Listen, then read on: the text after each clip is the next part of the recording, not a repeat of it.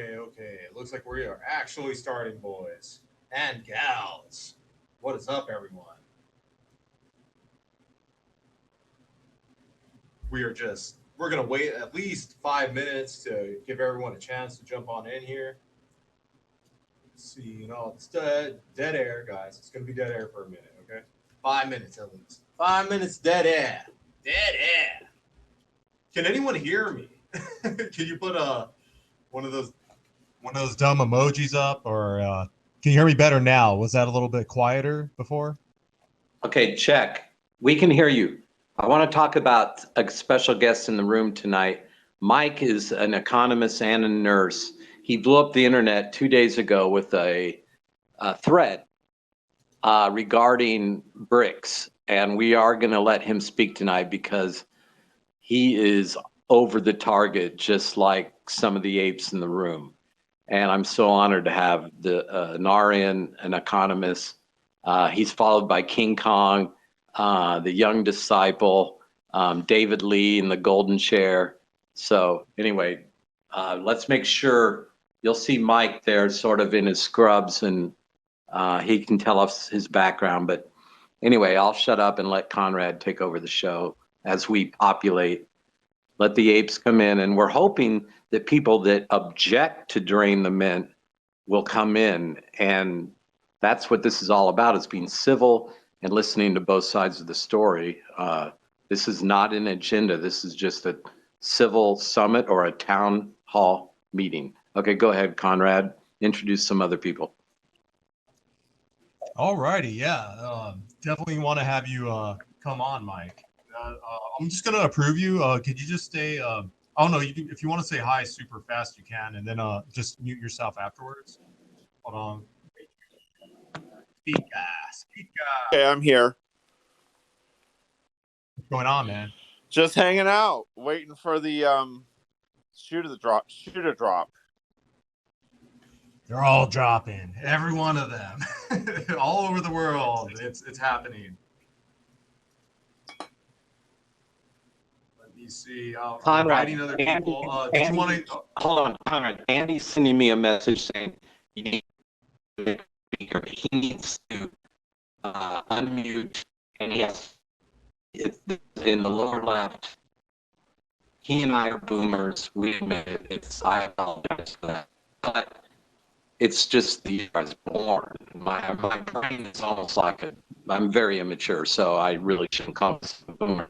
But anyway, let's let Andy know that he raises that request. He's good. Andy is here. Yeah. I'm here, guys. Okay. And okay, hey, so can you remind everyone to mute when they're not on, to silence their microphone? Yes, everyone. When people are talking, just let them finish their sentence. Don't interrupt people. Let's just start it right now, guys. All right, this is the SDC hashtag Drain the Mint SilverSqueeze 2.0 discussion Twitter space event of the century. I know. Thank you for being here, everyone. We have very, very special guests. If you are just tuning in, we have the Pickaxe hanging out as a co-host, even though Twitter won't allow me to add co-hosts. We also have all the SDC mods. They're all hanging out. We have all the SDC allies that are here hanging out. And we have some special guests with us tonight. We have Andy Scheckman of MilesWrangler.com. What is up, Andy? Good to be here, Conrad. Hope you're doing well, brother. Thanks for having me. It's amazing to have you, as always, Andy. And we also have the Pickaxe. And we have Mike Crystal8, a beautiful man. Go ahead and say hi, or Mike. My bad. Hey, good evening. How are you guys? How's it going, Mike? So let's get into the nitty gritty. Pickaxe. Hey, let me do before we can bring Mike on and Andy. I just want to get some background here. So, it's so odd because all of us met in random ways. Most of us were members of Wall Street Silver together, maybe going back 2.5 years. But many of us have been stackers forever, and we're not sure why. The optics were, we knew that the dollar had lost, 98% of its purchasing power. And we can trace that back to the Fed or whatever, or when Nixon closed the window. But there were other reasons that brought us together. There was this fierce movement called SilverSqueeze. And the idea was that we'd all stack silver, and then one day the silver would have more value because it would be more rare.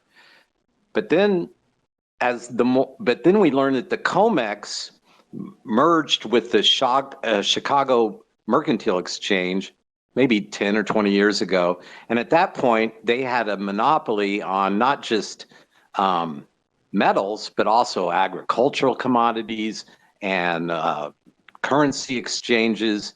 And then the COMEX became this phantom sort of scoreboard where no one really knew if we were draining it or not.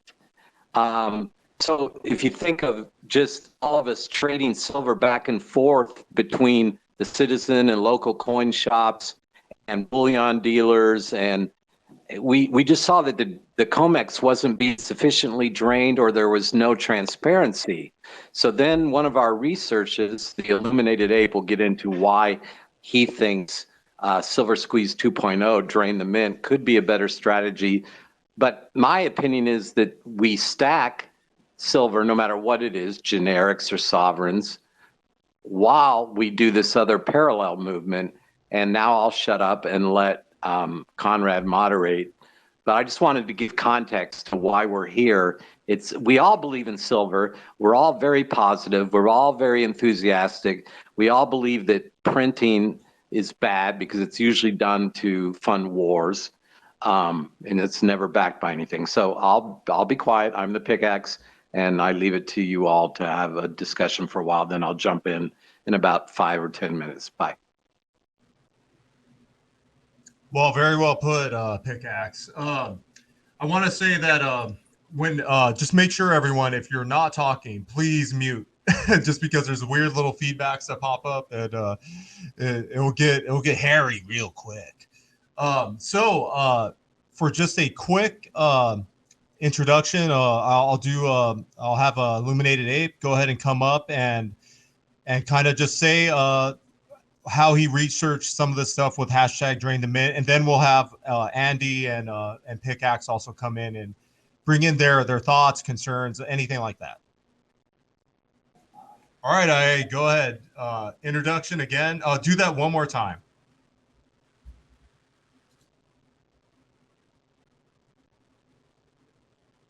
Okay. Sorry for the delay, everyone. But simply stating, drain the mint is shining a light on the U.S. Mint that so far that they haven't met the demand of the public, and they're breaking the law by doing that. There's two laws that we want to focus on. First is U.S. Code 31 5112 E, which is the meet demand. The secretary has to meet the demand of the public's consumption of eagles. And the other one is U.S. Code 31 5116 B2, which states that the U.S. Mint has to pay spot price. They can't pay any more than spot price for this. So the last 2+ years, SilverSqueeze has focused on draining the COMEX, which has been a really slow drip because no ape can really cake off from the COMEX.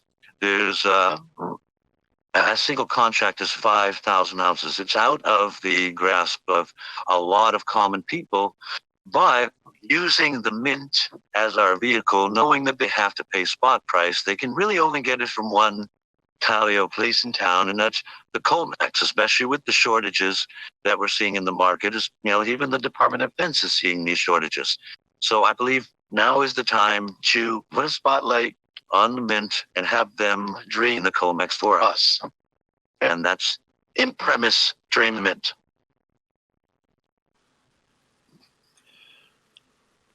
Okay, so I'm going to just give a big shout out to Andy Schechtman for the stuff that you have taught me. So I want to recognize you for that. And then I know that you are going to cover what you want to cover.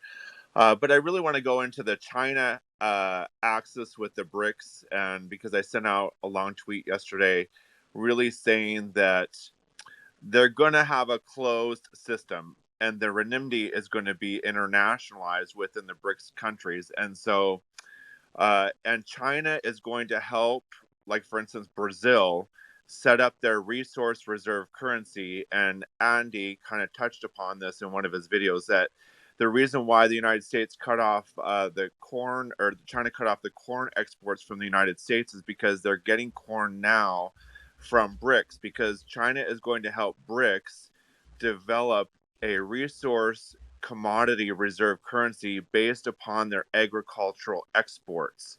And so Brazil will actually have a reserve currency when they start trading in the alliance. And so all of these countries are going to have whatever resource that they have to offer in a trade, and they're going to have a currency that's going to back up that trade. So that it's a stable currency. You're going to have low inflation. You're going to have low interest rates if you want to get a loan from the New Development Bank. It is my thought that I believe that the yuan is likely to be the reserve currency. And the reason why I say that is because China wants to internationalize the yuan. And I think that they're going to have the gold backing from China, Russia, and Iran. They're going to use those three countries, their gold reserves. They'll keep their gold in their countries, but the New Development Bank will be probably overseeing how the yuan gets tied to the gold and with their individual central banks. And so what's going to happen is that the New Development Bank will be probably responsible for cross-border payments like we have through the Bank of International Settlements now. Each country has their own currency messaging system, like the ACU, but they all have their messaging system now. And so what I think we're going to see now this month is we're going to see the real disconnection from the BRICS alliance. They're going to disconnect from SWIFT so that no dollars will no longer flow east, and all of those dollars are going to be repatriated back into the U.S. economy, in which inflation is going to go higher. The Fed is likely to raise interest rates. I'm guessing, they don't know this yet, but I'm guessing 7% or higher, because there are more dollars abroad than there are in the United States. The M2 money supply is roughly less than 21 trillion, but there's more dollars overseas. And so you got all those dollars coming back, and I could really see a situation where rates could actually even go to 10%. But what you have is you have the banking bought these. Let me go back to the bank, what the banks do and how they buy the U.S. Treasury bonds. So the American corporations, they go and they take their balance sheet and they go to the banks and they get a loan based upon their assets. These corporations, American corporations, then once they get that loan, then they use that loan to buy back their own shares, and then they prop up their share price of their corporations. And then once they have a reconfiguration of the balance sheet with the inflated share price, they then take that equity that they've falsely created, and then they go back to the bank and they get loan number two. And they use loan number two to buy the U.S. Treasury bonds. And so every corporation and every bank now had treasury bonds that were offering anywhere from 1.2 to maybe as high as 1.7%. But now, as the interest rates rise, the like what happened in the Silicon Valley Bank is that you have massive capital outflows, deposit outflows.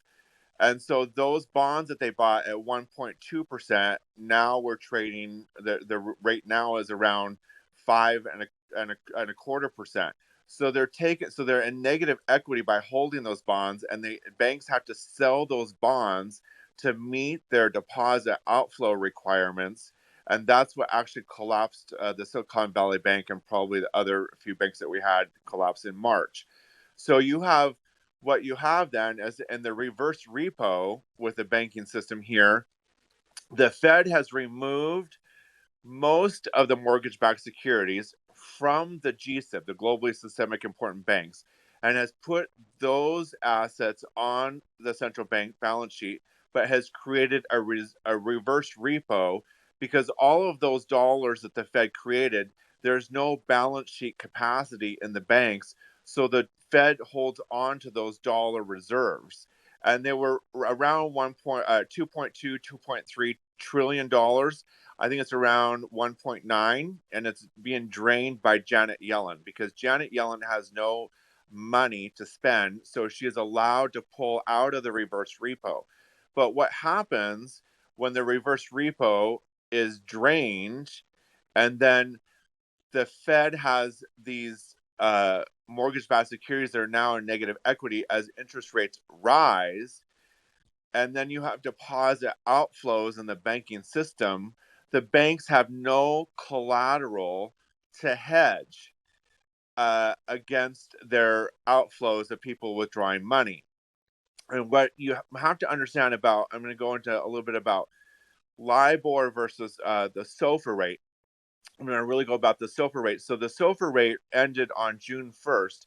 And so now the interest rate is going to rise, because through the Fed's Bank Term Funding Program, it is actually plumbing liquidity into the asset side of the bank balance sheet as people take their money out, the deposit outflows. And when you create more money than you have collateral, that is what is going to send the SOFR rate even higher. And then the Fed is going to be behind the curve, and you're going to have the banks start to blow up, because they're going to try to reliquify this system. I don't know how many trillions that they're going to try to print, but that is why the BRICS have now closed off from SWIFT and dollars no longer go east, because one of the things that they're going to do when they have this reserve currency that will probably be the yuan is, when you do trade in the BRICS alliance, you're trading a currency that has not been printed out of thin air. So if you are the Chinese bank now, the People's Bank of China, you can no longer hold dollar reserves on your asset side, because the yuan now will have gold backing, and that defeats the purpose of gold backing, because then it would then cause these governments, their local currencies, to be printed to hedge against the inflated dollar. And so when you print your local currency, you're diluting your local currency and you're driving down your prices, but you're also then driving down your wages.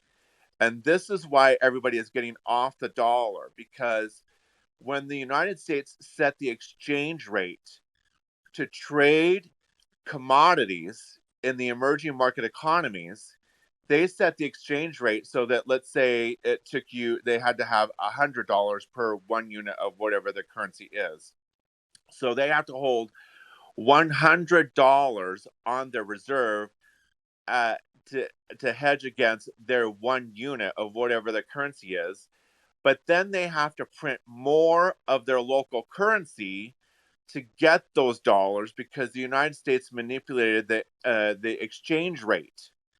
And so when these emerging market economies were sending all of their commodities to the United States, by doing that, those countries then had to print more of their local currency. It diluted their currency, but it drove down their wages and it drove down their commodity prices by having to do that, because they're printing more of their currency. And so all of those exports came here very cheaply, and then we sold those in dollars. We priced those commodities in dollars, and basically we left the emerging market economies out of the profit, because we're giving them dollars and their currency is toast because they're printing their local currency, and then we sell in dollars. But we also convince those emerging market economies to take those dollars, and then we have them invest in US Treasury bonds at 1.2%. And so what this did is it allowed the US monetary system to emit interest yielding bonds in the amount of money that the Treasury was able to print, creating these financial assets along with the cash that it expends into existence. So basically, the United States got the free lunch off of the back of the rest of the world, because the rest of the world was basically sending their commodities to the United States and they were being ripped off. China figured this out, I presume, probably in the early 80s, because I think that's when they started acquiring gold in the early 80s. And so they were quietly acquiring gold, and China figured this out. And so because the oil from Saudi Arabia was exchanged in dollars, the world needed to acquire dollars. And when the United States set the exchange rate, what was uniquely important about China is that the United States then that China ran a trade surplus while the United States ran a trade deficit. That allowed the United States to borrow from China, which means that China owned at one point $1.2 trillion worth of U.S. Treasury bonds, and now it's around 849, but they're selling about 849 billion, but they're selling those off now. And by holding those bonds on the asset side of the People's Bank of China, that when the Chinese needed to go get oil from Saudi Arabia during their industrialization period, they didn't have to print as much yuan because they were hedging their yuan against their dollars on their central bank balance sheet, which was basically then allowed them to not devalue their currency. So, and China, and so what I think happened, and I'm going to wrap it up, is that she knew about this. Everybody knew about this, but I think the reason why she was able to bring the Gulf states, Iran, Saudi Arabia, and all these people to now be friends is because she told the Gulf states what the real role of the dollar was, which was ripping off Saudi Arabia, because it really did rip off Saudi Arabia to some degree. And so now they're turning away from the dollar. And so that's the reason why you see the bifurcation between about 5 to 6 billion people who are now going to be off the dollar reservation. And then I'm going to wrap up that speaking part, and then maybe Andy Schechtman could add whatever he feels needs to be added.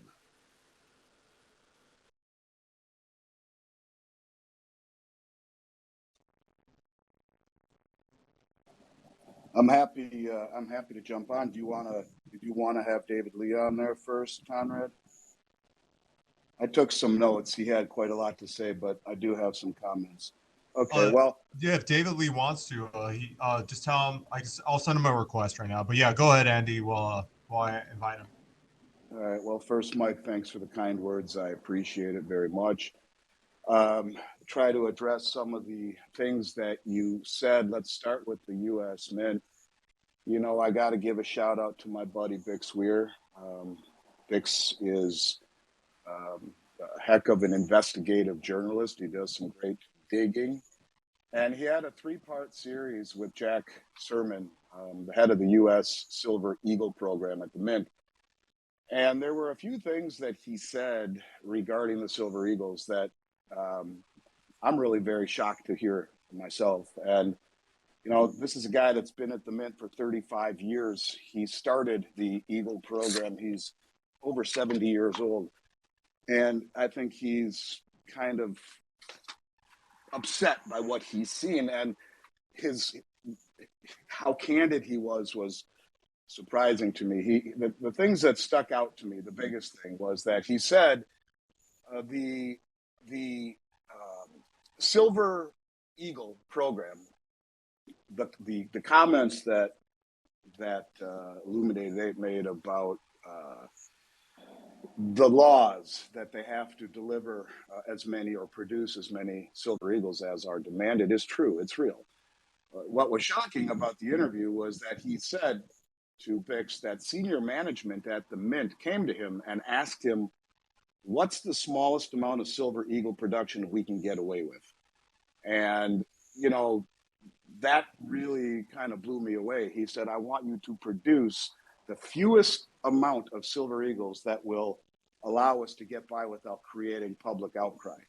He also said that in 2022, the U.S. Mint halted bullion production by August, which was another internal decision. This was also when you began to see the start of soaring gold premiums. But what was interesting about that is that he said that some of the primary distributors came to him and said, a few months earlier in 2022, that they would take up to 36 million Silver Eagles, and they were only delivered, I believe, 12. So no matter what, something's going on at the U.S. Mint.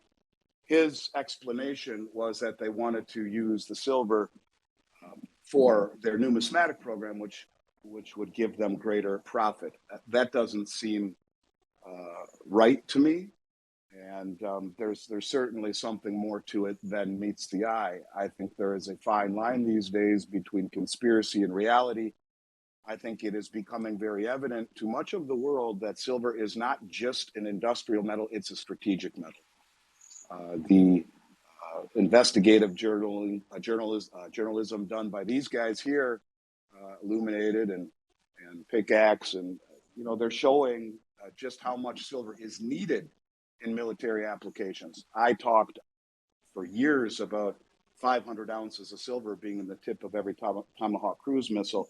Little did I know just how much the military is accumulating silver or needs silver for missiles and ICBMs and anything really that has sophisticated electronics within it. And that's really the issue here, is that we're talking about silver that is depleting in nature, silver that is disappearing off the LBMA vaults, silver that is disappearing off the COMEX, silver that is disappearing off the Shanghai Gold Exchange, silver that is disappearing in general from a 16-to-1 historical for 5,000 year ratio between it and gold, now down to 7-to-1, according to Keith Neumeyer. So as silver is depleted and yet has been really, I think, undersold to most people, just how much it has experienced a monetary renaissance, along with the green and digital applications that really need silver in order to work. The need for silver is incredible. It's disappearing, not just in nature, but off of the exchanges. What is making it difficult for many people to understand, and I get it, is that the dealers like myself are flush with silver right now. But much like Reaganomics was trickle down from the top, I think the stealth removal and disappearing act that we are seeing off of the exchanges, much like trickle down economics, this will be trickle down supply. And when you realize that the bars and the coins all have to come from somewhere, typically from COMEX good delivery bars or LBMA good delivery bars, as those sources are depleted by the most sophisticated and well-funded investors in the world. And I say sophisticated because it ain't easy to take these bars off the exchange. And we tried, I wanted to do it independent of my business. And Chris Marcus, myself, and Rafi Farber tried to take delivery of a contract, 5 bars, and it was ridiculously difficult. And to the point where you must be connected and sophisticated to take massive deliveries like we are seeing. So I'll leave it at that regarding the silver. It's disappearing, and the big money who is on top, who is draining the mints and telling the mint director for Silver Eagles to not produce anywhere near as many as being demanded. Something is going on, and for me, it has to do with the big money securing supply.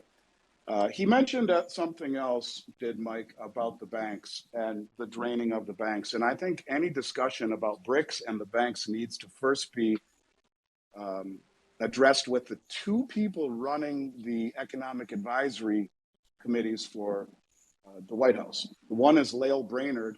She's a modern monetary theorist who spent time at the Treasury and the Fed, and her whole premise is to see the banks disappear and to have one central bank that delivers monetary policy and funding to and from the public directly from the Federal Reserve. And I find it very interesting when you look at the things that have happened with the banks, it is becoming very evident to me before we get into BRICS that the banks, or that the Federal Reserve is behind much of what is happening with the banks. Now, let's put aside for a moment that Lil Brainerd wants to see all the banks fail.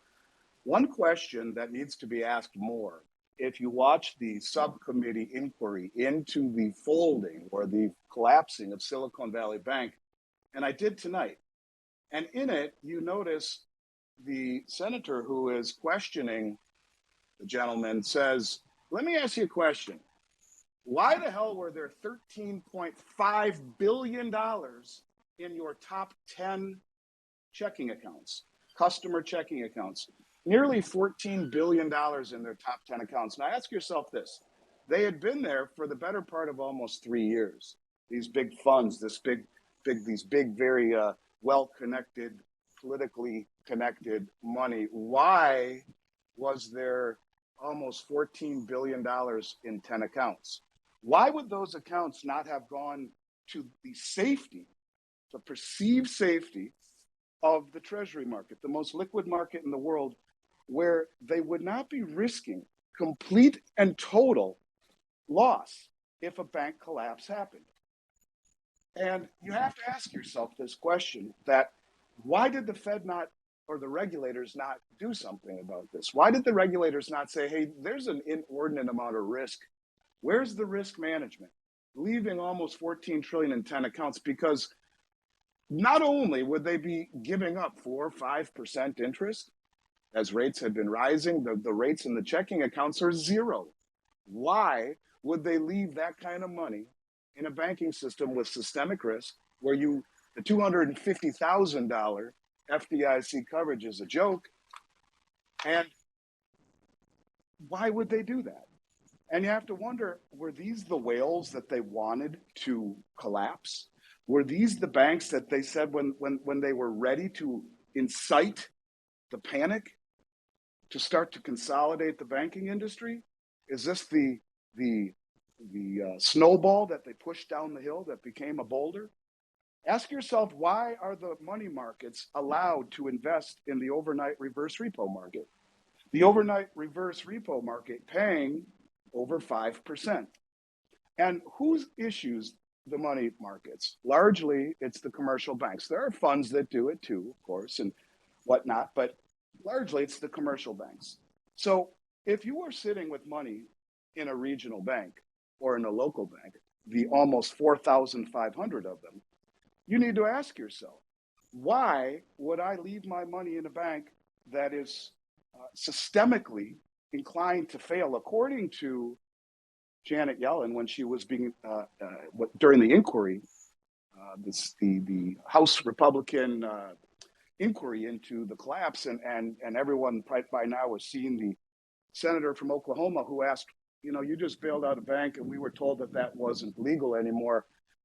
So am I to understand that if a bank fails in Oklahoma, that my constituents will be made whole? And she said no. She said no, it will require a uber majority from the FOMC, the FDIC, myself, and the president. That lit a fuse under the banks. She's telling you that they're going to be bailed in. Now we know that they bailed out those banks because evidently they were too systemic. But were they too systemic, or were those accounts sitting foolishly, risking everything, earning nothing, instead of being in treasuries where they were guaranteed by the government earning 4 or 5% instead of earning nothing? Tell me, were they put there for a reason to start this run?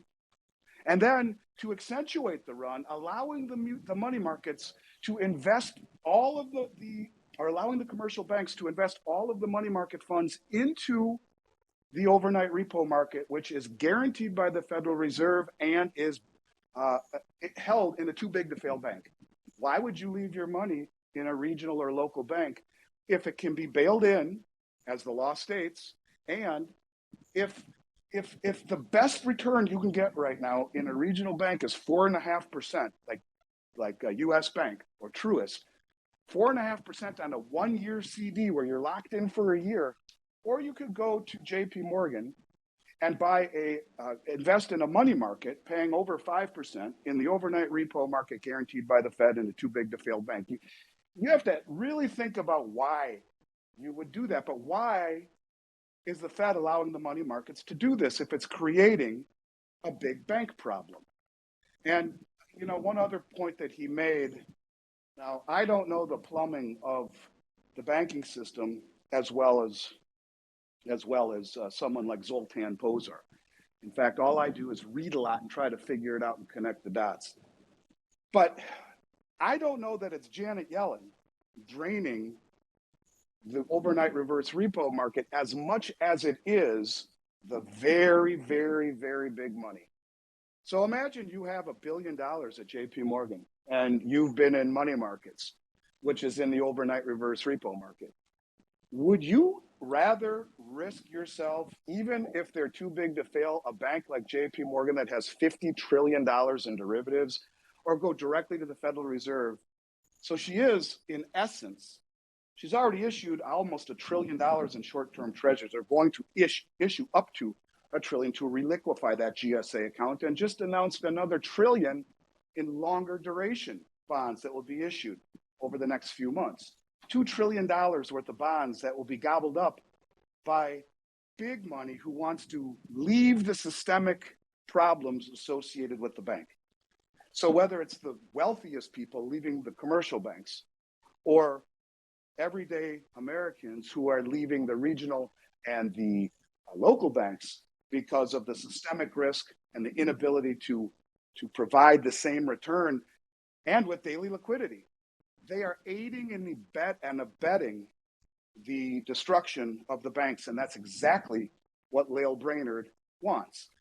And I think people need to think about the fact that these banks hold 70% of all the commercial real estate loans and leases. These banks hold 70% of all the small business loans. There's somewhere in the neighborhood of 250 billion, I believe, in loans that are coming due to be reset over the next few months. Janet Yellen has told us to expect more bank consolidations. But this time, I will bet you $1,000 this time those banks are bailed in. And watch what happens when a company like mine added 14,000 clients in 45 days when Silicon Valley Bank failed, but was bailed out. Watch what happens when they are let to be bailed in, as the law states. Watch the panic that ensues when people realize that, oh my God, we can lose everything. And you wonder why $14 billion in the top 10 accounts didn't wonder that same thing. All right, a couple more things I'd like to touch on, and then I'll pass it off. You talked about BRICS. And I think before we talk about BRICS, I've been talking about this for 3 years. It's been my central focus in over 1,000 videos I've done over the last 3 years. And nearly every one, that's what I've talked about. And I think it's very important now to mention who is the top senior economic advisor for the Biden administration, who was just appointed. It really puts a lot together for me. His name is Jared Bernstein. He has a master's degree, I think, in philosophy, a degree in music and philosophy and art. This guy, I don't know how the hell he became an economic advisor, but he did. And he's the top economic advisor for the Biden administration. But his central thesis in a paper that he wrote that was picked up in the New York Times in 2014 called Dethrone King Dollar is that we must relinquish the world reserve currency immediately because of the distortions and anomalies and trade imbalances that it creates. So when we look at, are these things coincidental or have they been planned? You have to ask yourself this question as we look at who is advising the White House. Now, as far as the BRICS is concerned, the one thing that you said that I think we may see, I won't argue with it, I won't say it won't happen, but I could see a different direction, and that is what Jim Rickards said. Now, I've been saying this for a very long time because a year and a half ago, one of the Russian finance ministers announced that the new BRICS currency would be pegged to a basket of commodities.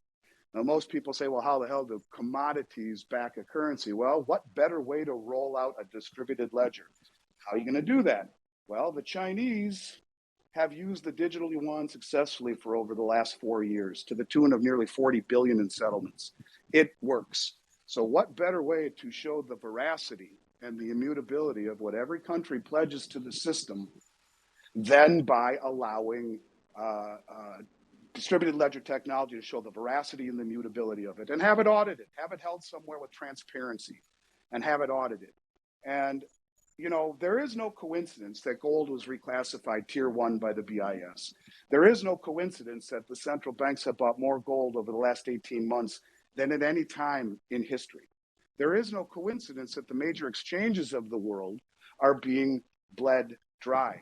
And there is no coincidence if you wanted to destroy the dollar, there are 2 things that you would do, Jared Bernstein. Number 1, you would tell Saudi Arabia that, hey, thanks you guys, it's been great, but we're going green by 2030.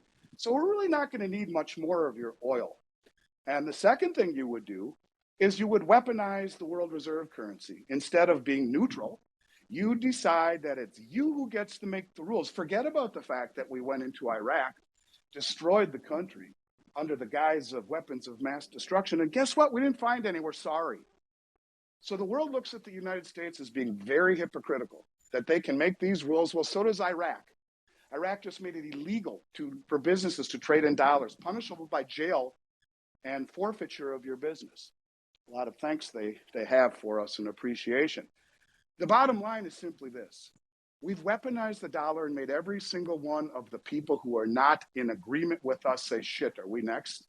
And this is what is the rallying cry that is the BRICS nations. And when you put together the fact that Saudi Arabia, along with every other OPEC country that produces oil, every one of them, are on the Belt Road Initiative. 152 countries, 75% of human population, the BRICS. They formally applied to the BRICS. You're talking another 70, 80% of human population, a lot of crossover here. They formally applied as a dialogue partner to the Shanghai Cooperation Organization, the largest financial and military regional group in the world, the Chinese army. They've also just applied to the BRICS Bank. It is very obvious what their intentions are. Forget about the fact that they've been selling oil to China and are being paid in yuan, which is immediately convertible into gold on the Shanghai Gold Exchange. Forget about that. Saudi Arabia was the 3rd largest importer of gold last month, followed by number 2 being India, number 1 being, of course, China. There's no hiding from what they're going to do. They are going to stand on a soapbox one day and say, hey, it's been nice, you guys. But listen, you're going green. You don't need us anymore. We've joined the BRICS and the Belt Road and the Shanghai Cooperation Organization. Most of our OPEC brothers and sisters have done the same. All of them are on the Belt Road. Hey, that represents 90% of human population. So we're not going to go green. And we're going to take the new commodity-backed currency that Jim Rickards has said publicly to over 1 million people a couple of weeks ago, that will be announced at the August 22nd BRICS meeting in Johannesburg. He also says the high probability of them issuing a bond market. The difference between a reserve currency and a settlement currency is the bond market, where big money can store the excess currency in a safe and liquid place. And that gives them immediate liquidity. And so a transactional currency could certainly be the yuan. And when you talk about cross-border payments for all of these individual central bank currencies, they've already designed that. It's called Project M-Bridge, as in money. And that was designed several months ago in a coalition between, I believe, China, United Arab Emirates, and I want to say Singapore. I don't know who the third country is, I forget. But they've already designed that, and they can do that. But my feeling is that they are going to, if they want this to work, they issue a commodity or a gold-backed currency. What is the only other tier 1 asset next to dollars? Gold. And who's been accumulating it all? The central banks, mostly the BRICS. And if they do issue a commodity or a gold-backed currency for oil settlement, as you mentioned, every single country on the planet Earth has had to stockpile dollars since 1974 in order to buy oil. Everyone. That was the deal we struck with the Saudis. The day we left Afghanistan, like a bunch of idiots with people hanging from a transport plane, Russia and Saudi Arabia signed a joint military cooperation agreement. And it was that day that I started screaming, it's over, because it is the protection of the Saudi kingdom, period, that has given us the dollar hegemony. And the fact that Russia now, one of the largest nuclear stockpiles on the planet, the other being China, we're top 3. So they are now effectively being protected between the BRICS and the Shanghai Cooperation Organization and the deal they struck with Russia, being protected by 2 of the 3 largest nuclear arsenals in the world. They are getting their ducks in a row. And when they issue this statement, and everyone simultaneously who has had to hold dollars dumps them, it creates, as you said, a tsunami of inflation. Where I disagree with you is 7% is nowhere near what it's going to be. If you realize that all of those dollars hit our shores, it is the beginning of hyperinflation. And that the byproduct of that is interest rates that go to the moon. You cannot have 20% inflation and 7% interest rates, so your currency becomes worthless. You have to raise interest rates, or the market does, on the long end of the bond market, which the Fed can't control in theory. Those have to go up commensurate enough to make people ever want to touch your currency, or it dies. But isn't that what Jared Bernstein wants? Doesn't he want? Now, what is the common denominator in all of this? The common denominator in all of this is you got a fucking villain. Who's that villain? Now, those motherfuckers. Putin, Xi Jinping, OPEC. How could they do this to us? How could they do this to us? And just like the majority of the people in this country have their head buried so far up their ass they can't see what's coming, they'll believe that to be the truth. And instead of being outed for creating more money in the past 3 or 4 years than in the history of this country combined, while suppressing interest rates to create massive distortions, all of this starting with the pandemic. I don't even want to go down that road. I'm not going to. But I'll simply say this, that the distortions and the anomalies in asset prices that have been created have been 100% done so by the Federal Reserve. And the rapid rising of interest rates has created massive instability with the banks. And if your ultimate goal is to roll out a CBDC after a reset, you consolidate the banks by blowing them up and getting all of that ready. At the same time, you antagonize Saudi Arabia and weaponize the dollar and create massive international backlash. And what do you have? You have a catastrophe that is caused at the hands of the Federal Reserve that will be blamed on Putin, OPEC, and Xi Jinping. And you have your great reset that Klaus Schwab talks about, because everything in this country that makes people feel wealthy is inversely correlated to a sharp increase in interest rates, which they know they can't do. They raise it above 5%, and the whole damn thing starts to fall apart. So now they know where they're at. But if the dollar gets dumped by every country on the planet, wait and see what 18, 20, 25% interest rates look like, and it's game over. So I hope I'm wrong, and I agree with a lot of what you said, but I think it might be just a little bit more severe than what you're saying. So I'm happy after all of that to answer any questions if anyone has any. Can I just give a little bit of a rebuttal to that, and more of a compliment, not really a rebuttal? I was being generous at 7% because I didn't want to scare people. I have seen your video where you said you must allow interest rates to reprice the inflation of the amount of money. So I get it. I'm guessing it's going to be around 10, 15% because all those dollars are going to come back, and maybe even higher than that. And then, are you familiar? I'm just going to ask you this question. Are you familiar with Tom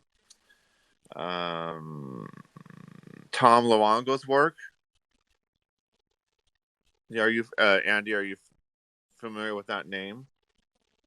No, I'm sorry, I'm not. Okay, so Tom Luongo. So what if Jerome Powell and Jamie Dimon? What if they plan to collapse the system? And the reason why I might say that all of those dollars were in Silicon Valley Bank and they weren't invested is because maybe they were using that money nefariously to buy governments around the world for the reset that Klaus Schwab wants, and that maybe Jerome Powell and Jamie Dimon aren't down for the reset, and maybe they're plan is to consolidate all the power into the bigger banks and do away with the smaller banks, because that's where the money laundering is going through with Davos. If you go back to the repo crisis that we had in September 2019, what I think was happening is that the European Central Bank was issuing bonds for our banks to buy, and they were taking all of those dollars and they were storing them overseas, and then we had the repo crisis because they had collateral but no dollars, and so they needed to get dollars from the Fed. And I think that's when Jamie Dimon and Jerome Powell. Okay, Mike, we don't want to go down this. Mike, you're doing a great job, but we have to. Andy, great job. I'll stop there. Wait, sorry, Mike. Andy, that was the best 30 minutes of audio I've ever heard. But Conrad's got to turn this back to a few other people, then we have the illuminated ape on and get right to his research on why drain the mint. Thank you, everyone.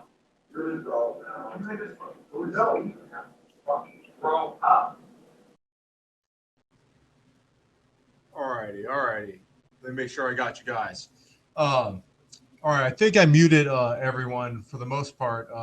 If you're still not muted, please do it, please. Thank you.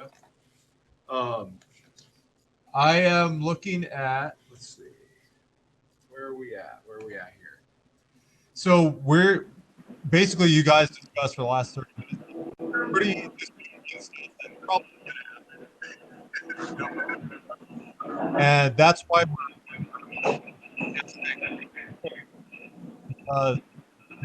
our ability to actually drain the COMEX will affect a lot of this stuff. And Illuminated Ape has gone over this plenty of times over the past, actually, it's only been 2 weeks, I think. And his insane quantum powered brain is connecting dots everywhere. So when we look at draining the COMEX, which is why we are directing our attacks at the mint in a legal way, of course. Attacks is just metaphorical. But when we're looking at draining the COMEX, we're realizing that, as you, Mike, and Andy discussed, some of the silver that is being used everywhere, and I mean all of it, if you believe there to be a silver shortage, which I do, and I think a lot of people do, except for a few, if you believe there's a silver shortage, then draining the COMEX is a very critical idea that we must pursue. I should say this needs to be pursued, because if you don't have the silver to make all the stuff you need in your normal life, but not just in your normal life, in a war setting, let's say, because we have plenty of those going on right now, if you don't have the silver to make your weapons, that's a national security risk at that point. And we could be causing something with just draining the mint and the COMEX itself. We could be causing world issues that affect war. What do you think of that, John?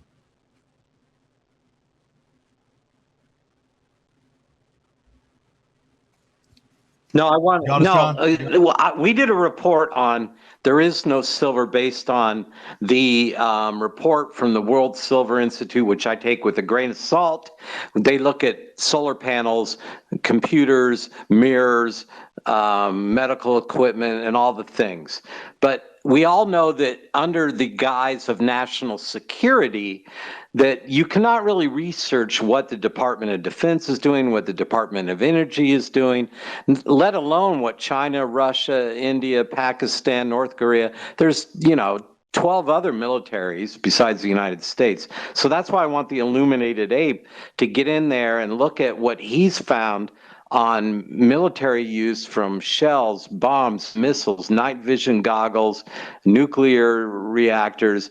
I mean, there is no silver except for what we pass. It's almost like when the economy collapsed, we said, well, let's just deliver pizzas to one another. Well, that's not going to build the American economy. If we have an Uber doesn't own any cars, Airbnb doesn't own any hotels. We can't just deliver pizzas to one another to get out of this mess. There is no silver. And that's why Drain the Mint makes sense, because we're saying, let's buy this silver. I don't care if there's a premium on it, because you get it on the back end liquidity. That's why you buy a Honda instead of a Chevy Cruze, because that's higher resale value. So let's call them on their bluff, and let's see what excuse they make when there is no silver. Because in the old days, they used the strategic stockpiles, and now there are no. So let's hear from the Illuminated Ape. He did the research. It's his turn.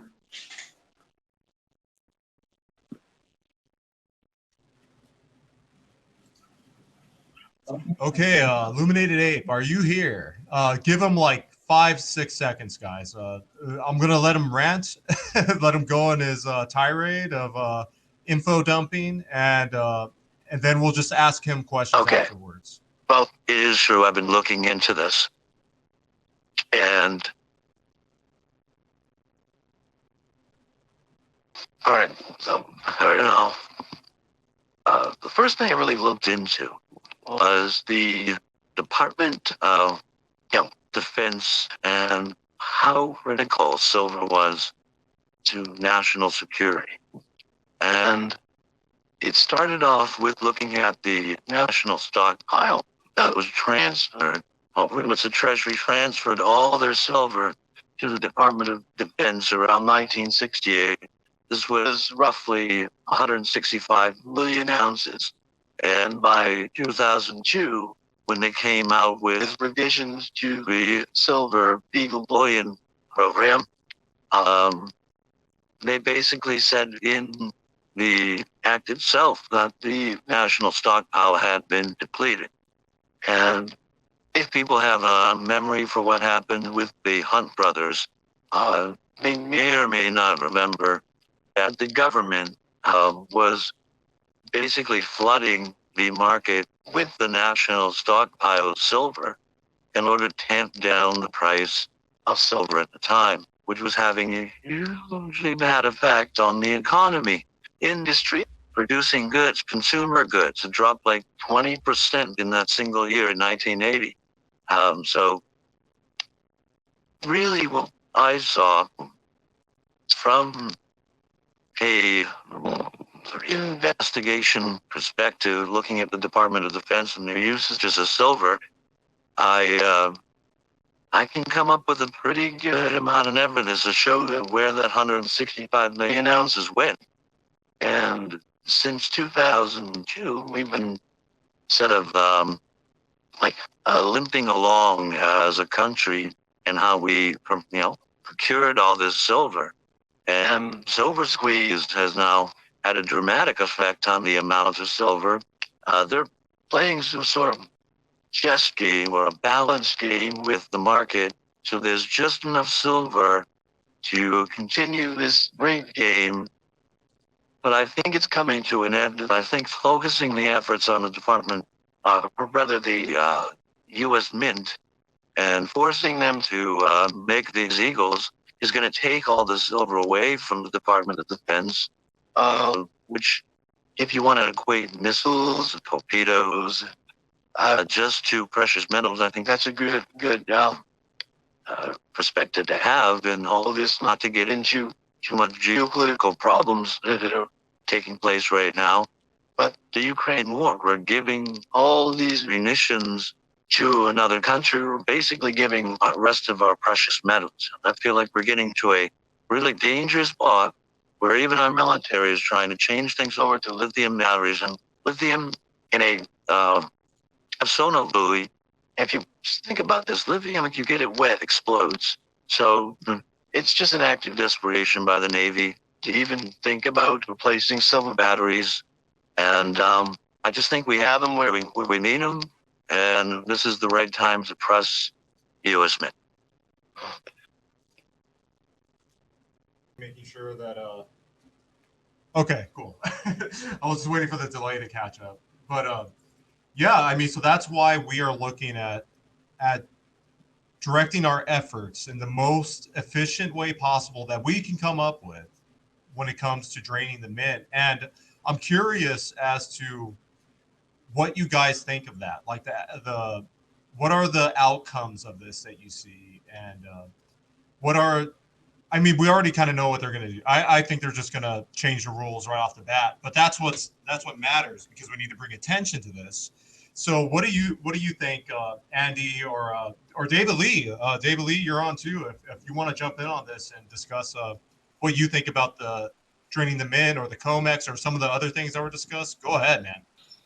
Hi, can you hear me? Yes, indeed. Okay. My name is David Lee. I actually moved out of the U.S. back in '99, moved over to Asia. So I've seen the whole rise of China for the last 20 some years. So just want to share a little background of that. Then I go into the stacking or the draining the mint issues. I think if you look at different studies for the last 1,000 years, China has been hovering around 40 to 50% of the global economy for about 800 years. Only start declining in the Qing Dynasty, which is like the Opium War in the last 200 years. So from the Chinese point of view, they're only getting back to where they used to be. So it's not a new thing for them to be a superpower.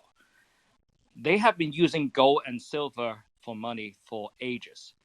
And silver monetary system only collapsed in the 1930s. So for them, buying silver is normal. The reason that I think Mike was talking about the people start buying gold in the 80s is because they were dirt poor before that, because of the revolutions, the Civil War and everything. And then by 1970s, Deng Xiaoping decided to reopen China. They start getting money, so they start buying gold. But a lot of things are going on in China right now, and I think people doesn't really have a good perspective. So I just want to share a few things with you. I think number one, the economic boom was huge. It was just ridiculously fast. I always talk to people coming to China is if you haven't been in China for 3 years, you basically lost, you don't know what is going on in China. And things are just evolving very, very quickly. So by the time 2007, 2008, they were still copying the US model, say, go into the more freedom, more democracy.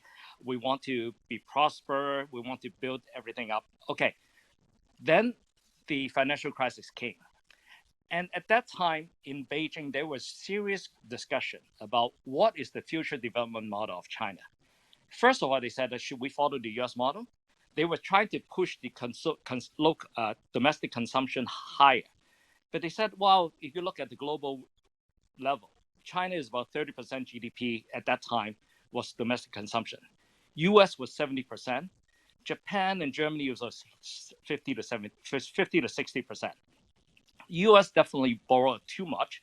We saved too much in China. So we need to move ourselves further. But we don't want to be like US.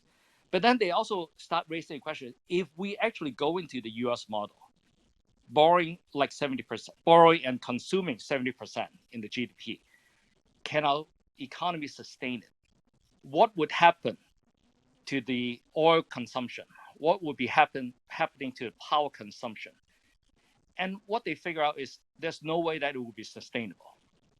And from the sustainable point of view, it's not talking about green.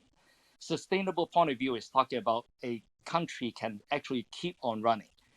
And so they start raising a lot of questions. And some of you that might be older might remember a person by the name Bo Xilai. Bo Xilai was a princeling. His father was like one of the revolutionary with the Communist Party. He was pretty high ranking. And he was a real contender to Xi Jinping before Xi Jinping became the final destination for the future leader. And some of you might recall that there was an incident in Chengdu, which is actually, to some extent, is a revolt against Xi Jinping. And it was also linked to the US. The guy who actually was involved went into the US embassy in Chengdu. That actually raised a lot of questions. So Xi Jinping actually knew all these things going on. And there was a sort of assassination attempt or a mutiny in Beijing at one time the whole city was locked down, I think in 2012 or something, before he became the leader in 2013.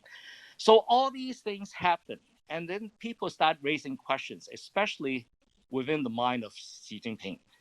By the time he became the leader, he actually started the BRI, the Belt and Road Initiative. At that point, people were really questioning whether this is a good idea. Of course, people talk about, oh, we have excess capacity. We can ship a lot of the steel, cement overseas and help build the whole economy for the third world. But that was the vision Xi Jinping rolled out first. At the same time, he also rolled out a lot of other things. For example, Made in China 2025, which really was hitting the nerve of the US because they want to be innovative, they want to be self-sustainable, and they want to be able to develop, not only manufacture. And they also start talking about free-floating RMB. There was a lot of internal resistance because there's a lot of technocrats which are pro-Western, and so there was buy and gold for sure, but that was only a reason. The only reason for doing that is there's a lot of questions about this is the viability of holding U.S. Treasury as a form of reserve, because they have a lot of trade surplus. They have extra cash. The problem is where they put it. They already put in over $1 trillion at one time with U.S. Treasury, and there was a lot of concern about being held hostage by the U.S. government, and that proved to be very, very smart.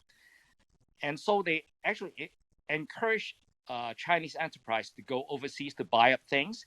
But what they find out is they couldn't buy up any of the good companies. They can only buy up small, mediocre companies and actually use that as they buy the technology and bring it back to build it up. And at the same time, they also worry about, wow, what happened to the energy sector? China has a lot of coal, for example. They can actually do electricity, power generation. They have actually increased power generation dramatically over the years. But the one shortfall for them is there's lack of oil. They have to import oil from Middle East. At that time, the China-Russia relationship was not that good. And so the Russia actually decided to build a pipeline to go to Japan rather than go directly to China. And so if they want to buy from Saudi Arabia, they need to go through the sea lane, which can be intercepted by the US Navy. So that was one reason why they push for electric vehicle. It has nothing to do with the environment. It is purely because of they want to take away the oil consumption from vehicles. They were actually selling about 15 to 16 million vehicles a year at the time. Now they're selling about 25, 26 million vehicles a year, much larger than the US market. So if they can actually convert them into EV, they can use their own power grid to power that. They can use coal, they can use renewable energies. They don't need to use oil. So there's a lot of things that was going on at the time. And of course, they always want to work with US. They do not want to alienate US because US was at the time the largest customers.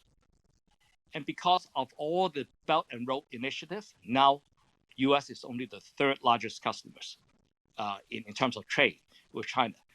And China basically is trading more with ASEAN countries than in Europe. Then US is number 3. So what they are doing right now is they are actually building a coalition, an alliance, because of the Russian sanctions. They all see that will be eventually, they will be held hostage by the US government, and all their assets will be frozen. And so they start to go with the BRIC initiative and actually turn the BRIC initiative into a larger alliance with everyone. So with regard to draining the mint, I have always been a stacker for at least for the last 6-7 years, and I do think that it is good to keep buying whenever there's a dip. And I personally hold not only the sovereign coins, but also hold 1,000-ounce bars. But I think we as consumers or as investors will have limited impact. I think the key impact is actually from the industrial buyers. As you have seen in the Shanghai Future Exchange, the Chinese has been draining the silver vault in China consistently for the last 2 months. And now is actually at a historical low level, only about 46 million ounces remaining. And they will be continuing draining because EV is booming in China. Solar panel, they cannot actually get enough silver to actually run the productions. So I think we can always do our job by draining the mint, but I think the major impact is actually starting from the industrial players. So I will stop here and see if there's any questions.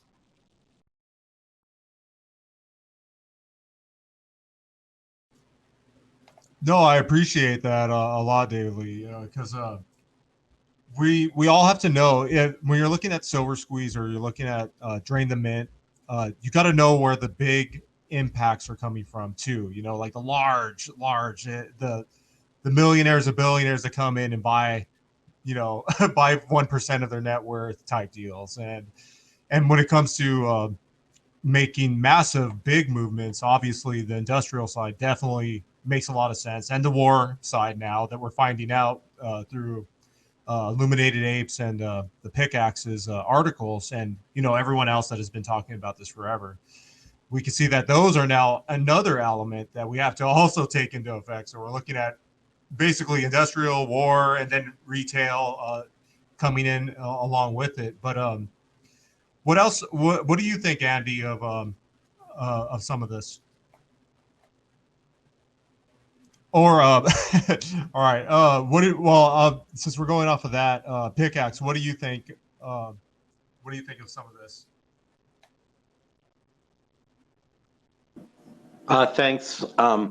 Well, I'll go back to what I think it's so important for us to know that we are all stackers. We are all thinking about what strategies can we employ tomorrow or today to get our lives back so we're not to money printing or to wars or to corporations aligning with military elites or corporations aligning with technology elites or anyone that's hoarding wealth, power, and prestige usually do it in a cozy triangle. It's usually military elites with business elites and with political elites. And since Athens, Rome, then it went to the Crusades and the monarchies, and Portugal fell to Spain, Spain fell to the British, the U.S. And now it's inevitable. The U.S. will now fall to the east. And let's just admit that's what Andy Scheck just said, and our friends and the economists. We're all seeing writing on the wall that they have all of Africa, they have all of Latin America, they have the Arab states. Really, the U.S. stands alone as the bully with the flailing Europe. And the whole southern hemisphere is going to, the emerging markets are going to overtake the northern hemisphere. I mean, it's like that old saying, you know, it's pretty soon kind of figure out that they're tired of getting whipped every day. So they're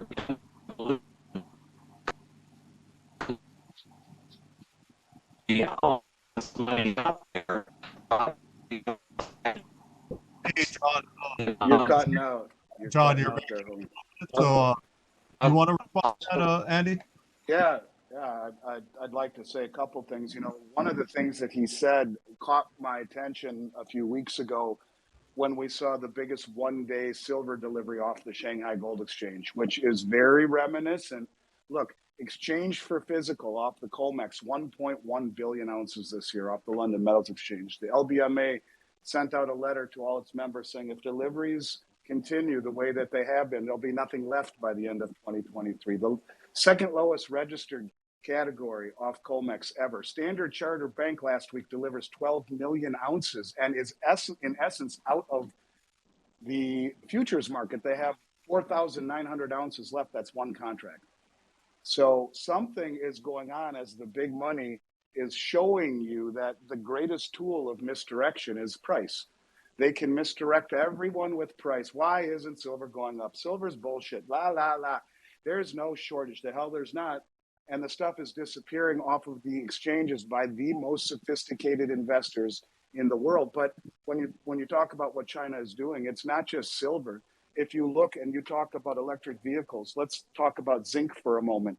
90% or more of all the zinc held on the LBMA was delivered last year. 75% of all the aluminum was delivered off the LBMA last year.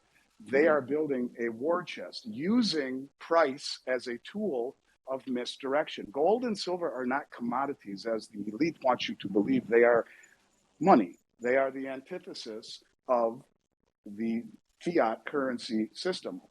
And so you're right, China is accumulating all of the commodities. China thinks in terms of decades, we think in terms of days and of weeks. But what everyone needs to take away from what David said is that the exchanges are being bled dry. And the way China is gaining trust, what is a fiat currency? It is backed by the full faith and credit of the US government, right? US government is insolvent and broken when they see the way we conduct ourselves, in particular in the way law is not equally applied to different people, namely our past and current administration. The world sees that. And I think it is demoralizing to those that still cling to the virtues of this country here and abroad, that the people who have been held in tyranny for years or decades always aspire to what? Come to this country, even if it means on a raft facing death or walking 3,000 miles through the sun. They want to come to a country that offers opportunity and applies law equally. And you're innocent until proven guilty. And all of these things that we are doing, I think, are creating a massive, massive reverberation. And when you talk about China, and again, is this intended? China and the rest of the countries are using commodities and distributed ledger technology to show the immutability and veracity and to gain trust. Gold and silver are trust. The distributed ledger is trust. And if they are smart and they offer a way to have whatever is backing the system held and audited independently. I mean, if we trust the independent auditors to tell us that Iran is not building a nuclear weapon, why can we not trust independent auditors to walk into vaults and take accounting of everything that is backing the new system? This currency system will not be convertible. You're not going to go into a bank and convert your new BRICS currency into gold, but what it will be is backed to keep the politicians from destroying another currency the way they have everyone preceding it through inflation. And even if you peg 15% of a new currency to a basket of commodities denoted on a distributed ledger and audited, you have now got trust. And trust is what we have lost. And I would submit that most people say, well, the BRICS, no one trusts China. Okay, fine. But I think what is not being asked is who the hell trusts the United States anymore? And I am a patriot. This country has afforded me opportunities that I could have never dreamed of. And through hard work and stick-to-itiveness, as my sixth grade teacher used to say, I achieved something that I'm the least likely person to have ever got to where I am in this country. I owe it for it. And those types of things, I think, are waning. This is by design, perhaps. But what I am saying is that what China is doing with the rest of the BRICS nations is using commodities and transparency and distributed ledger technology and a dialogue between countries where China can broker peace deals between Iran and Saudi Arabia, who have hated each other for centuries, where these countries, Iran, Iraq, Saudi Arabia, India, Oman, can build a BRICS naval force. Hey for everybody, God's Jennifer sakes. and Navarrete here, Countries back that have for hated each other. granted. Iran and This is Iraq the are on version that that list. folks already China have it. brokered a peace You'd deal be with like, them. They're well, building the first ever railway between the two countries. They go into these countries, as David said, and build oil refineries, gold and silver mines, bridges, roads, ports, maritime channels. They've allowed them to find industrialization and to find the good life when we come in instead and pillage. And so I think that we have reached a crossroad. And what, to me, I take away from everything is that the most sophisticated money is the money closest to the information. They are draining the exchanges, including the Shanghai exchange. And we can say, well, they know they're buying it because they're buying it because it's disappearing. Keith Neumeyer will tell you that the geologic ratio is 7-1. It's priced at 84-1. It's the most undervalued asset on the planet. It is the greatest value on the planet. But what the Western banks did not factor in to this suppression model is that you have these countries standing ready to take delivery. They do not care what the price is doing. They're standing for delivery, and the exchanges are being bled dry by sovereign entities, whether it be sovereign wealth funds or the governments themselves.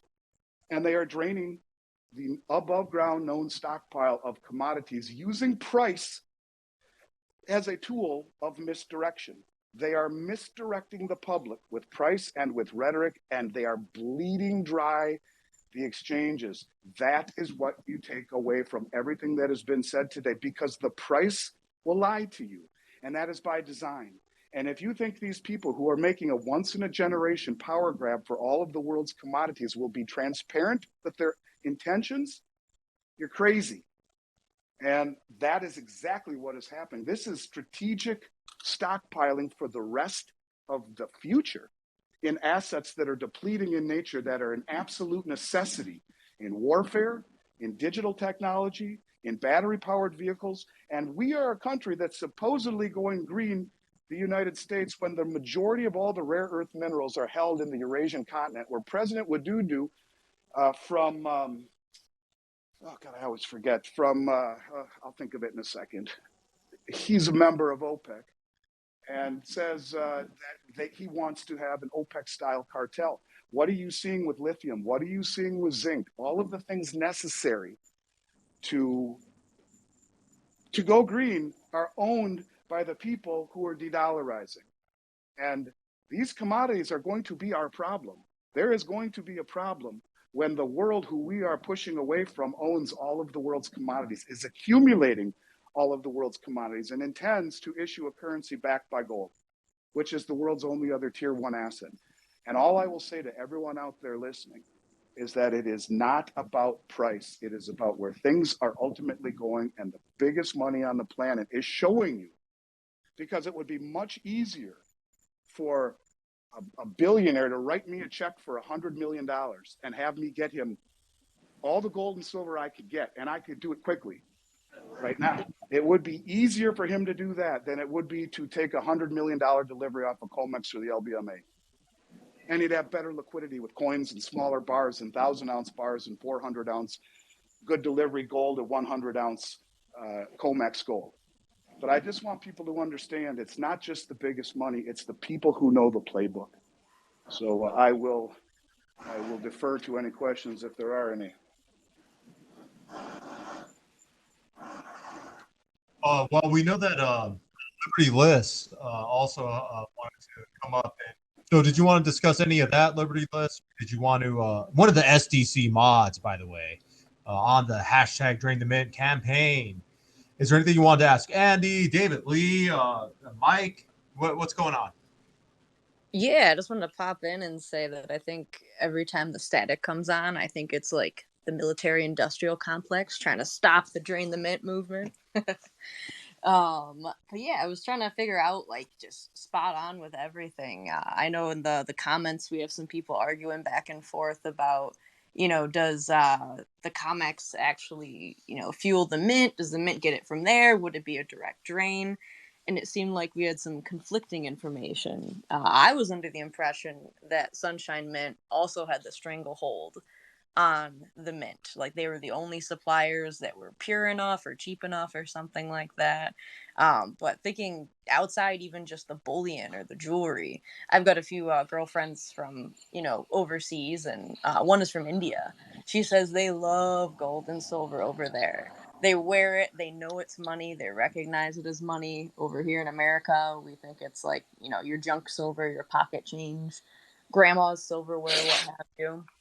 And I think the one thing that we're definitely overlooking is, from the data that I was reading in Illuminated Ape and the Pickaxe, all their research, is the bombs. The electric vehicles. I heard there's a kilo in each Tesla right now on the down low. But I think I linked one where I found each Tomahawk missile has almost 500 ounces of 999 in it. And that's stuff that'll never come back. It's blown up into the atmosphere, blown up overseas. You don't recycle it because of the suppressed price doesn't make it, beneficial for anybody. So I think it's crazy the amount that not only are we not mining, and we're losing in general, consumables in the medical and the tech industry, but literally blowing up like thousands, if not hundreds of millions of ounces of silver every single day. And we're never getting that back. So I was hoping to hear a little bit more on like the hard numbers of, what's in the bombs, the reactors and stuff like that. Because I thought that was really interesting. I know a fair amount about the bullion and jewelry and all that, but that is something I hadn't thought about until very recently. Hey, real quick, Illuminated Ape, before you take the stage, because I thought your writing on the, when we talked a few weeks ago and I mentioned the 500 ounces in a Tomahawk missile, you showed me just how much there really is. And it's some of the best writing on silver I've ever read. But just one comment on the U.S. Mint. I responded to whoever was writing that in the chat. Vic Swear, again, did another interview with the head of Sunshine Mint, who said that the U.S. Mint delivers them 1,000-ounce bars. And everyone always said it's a shortage of blanks. He basically refuted that by saying the 1,000-ounce bars are delivered to Sunshine, and Sunshine makes the blanks for them. So they're not vying for the blanks. They're delivering 1,000-ounce bars. And as he told us all with the mint director said, we don't want to produce as many Silver Eagles as we should. So something's going on there, no question about it. But according to the head of the Sunshine Mint, they received 1,000-ounce bars directly shipped off the COMEX from the U.S. Mint. So I'll defer to you, Illuminated Ape.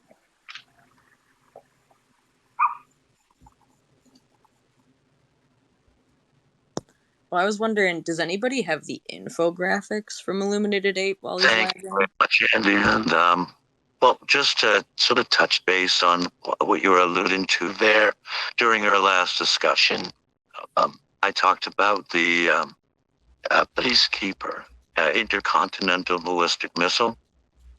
And this, for example, they were aiming to make 100 of these and use 35 million ounces of silver just for the batteries alone. I'm not including any of the, say, solder or wiring that may or may not have been silver that went into these things. So it's an incredible amount of silver when you consider that they only made, we're aiming to make 100 of these. They ended up making 50. So still 17.5 million ounces just for this one specific model of nuclear armament. And we've had many different missile types. Torpedoes, for example, basically since the 50s, have been using either a zinc oxide or a magnesium silver battery in order to propel these things. And if you think about all the Tomahawk missiles, which we know have either 400 to 500 ounces of silver per, you just factor in your brain how many missiles, how many torpedoes have been blown up. And all of these programs, at least for the better part of the last 20 years, were probably sourced under the guise of national security. So none of these figures are being published. They're blowing up all these missiles. Thankfully, no nuclear bombs, but they still sit in silos, completely taken off the market. The question we all have to ask ourselves is, how can even the Silver Institute account for all the silver that has been taken off the market from our government worldwide under the guise of national security, top secret. And I think it's a lot. I think it's a lot. And although I haven't really brought up this bit of information yet, polyphacy. There's another concern with all of this, which is nuclear energy. The control rods that go into every reactor, at least the Westinghouse design of the pressurized water reactors that make up about, no, not even about, over 60% of reactor designs worldwide. They use these giant control rods in order to control the reaction in the reactor so you don't get a Chernobyl-like event. And these things use between 68,000 to 128,000 ounces for each one of these assemblies. And Westinghouse claims to have over 3,000 of these individual assemblies worldwide. So how much silver is being used there? You also have to consider that these rods are taking in all the excess radiation from the reactor. So after so long, they have to be, switched out with brand new ones because they get cracks in them. They wear down over time. That's a lot of silver to be having to replace. I think the average is between 7 to 9 years. So again, how do you account for silver that we can't really use because it's irradiated for about 400 years, but obviously still exists? It's not usable. So is that still on the books? It's a really good question asked. So end of the day, how much silver has been used for war, I think has been underreported. And if there's a shortage now, it's probably 10 times or more in the danger zone than they're letting on. And that's I get a good summary from me.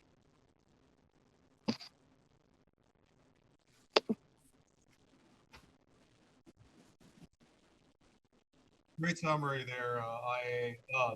Did David Lee or Mike or Pickaxe, Andy, did any of you guys want to respond to that? Here, let me jump in, Conrad. Oh, go ahead, John. Go ahead, John.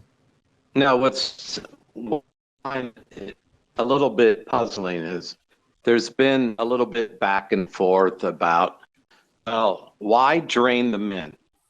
Because we all known as suckers that, we got to get, it doesn't matter. You can have the Walking Liberty, the Sunshine Generic, some whatever, that stupid mint that just has some skeleton that says, let's go, Brandon, or Trump's stupid orange hair. I don't give a shit.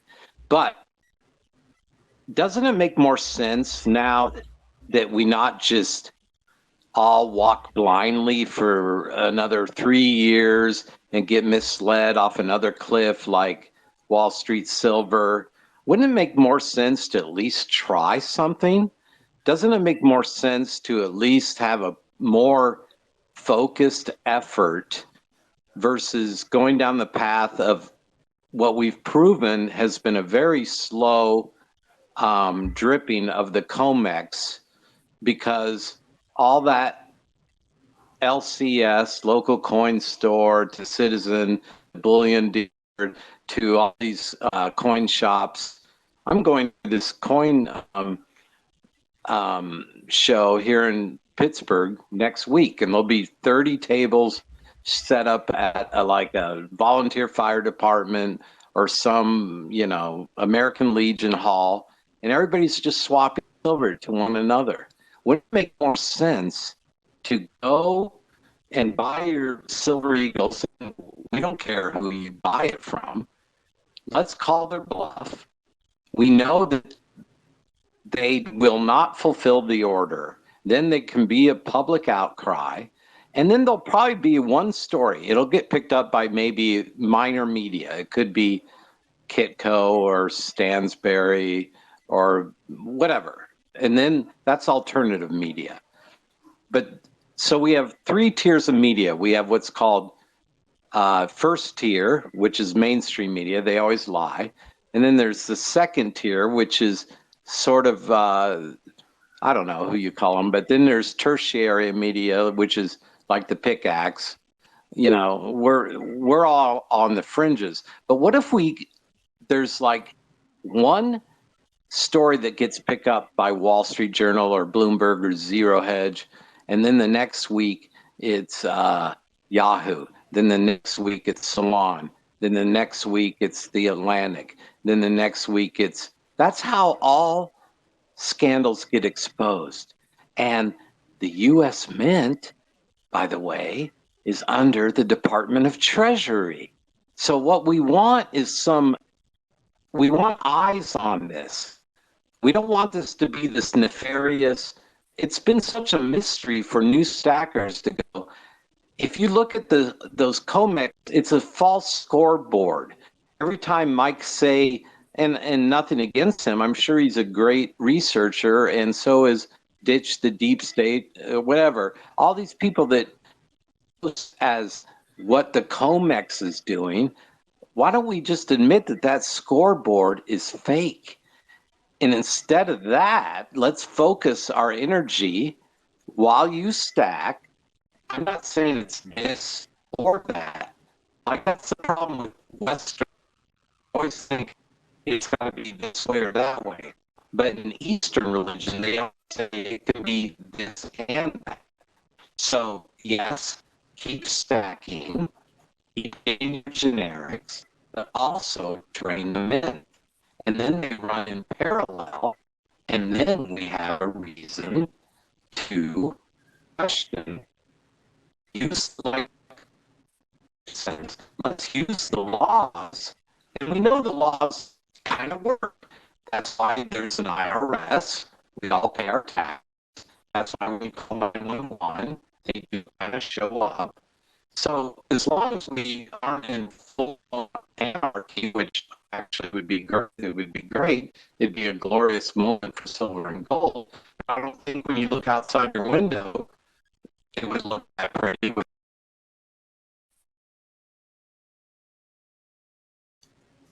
Okay, John was definitely cutting out towards that, but yeah. So the idea of focusing on drain them in and just also stacking at the same time, I don't see anything wrong with that strategy and that kind of movement.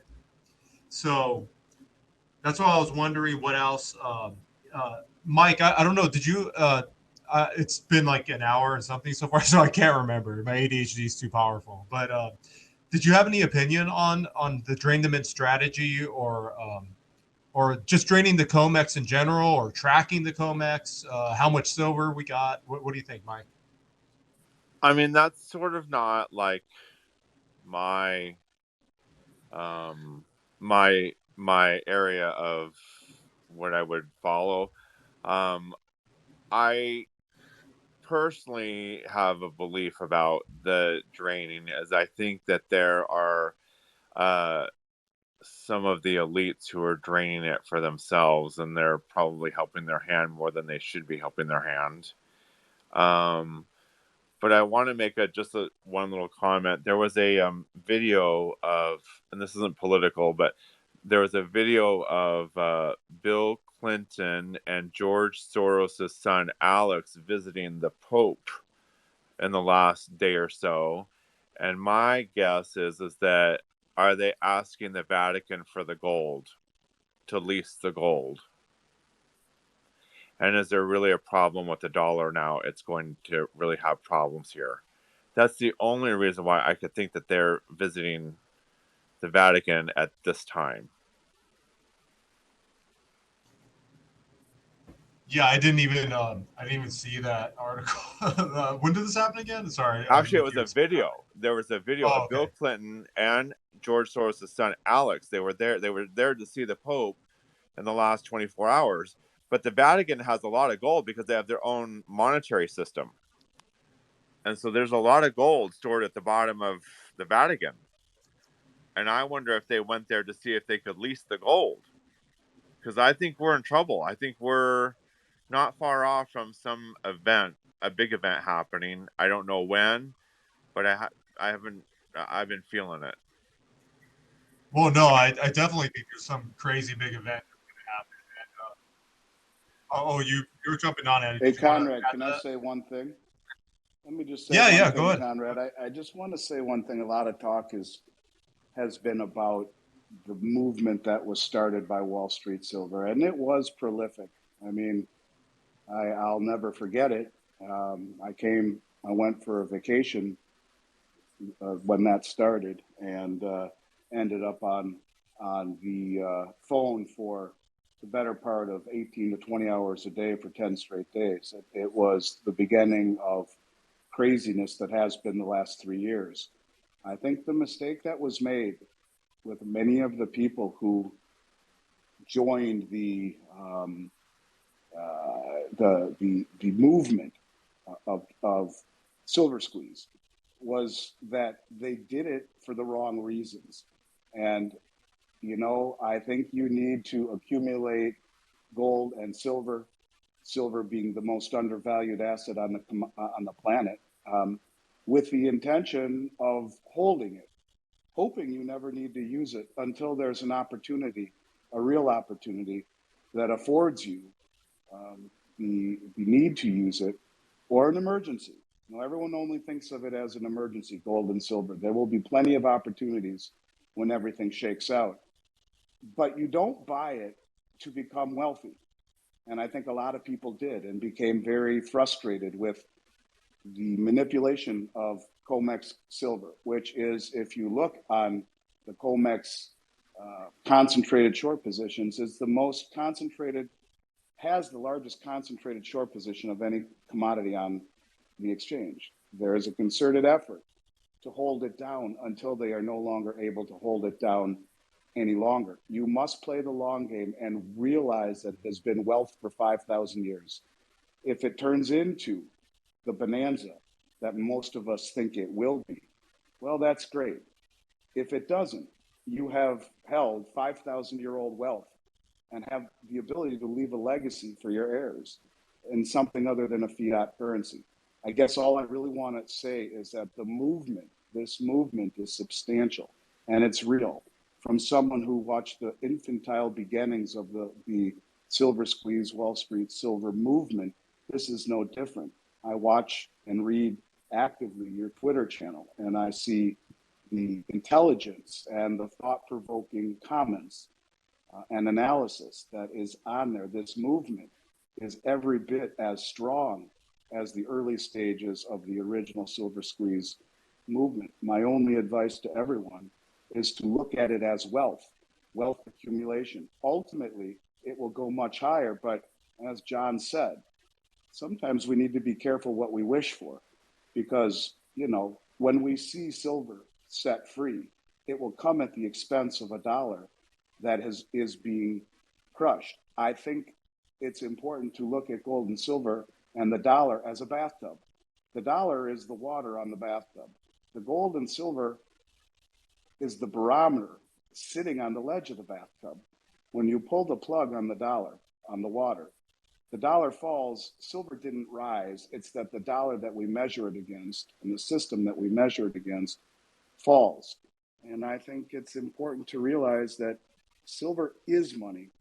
The dollars that we measure it against are currency that are arguably on the way out. So for those that are accumulating, and whether it be silver eagles or silver rounds or any of the sovereign mint silver coins, which, by the way, the other 5 sovereign mints arguably are better values.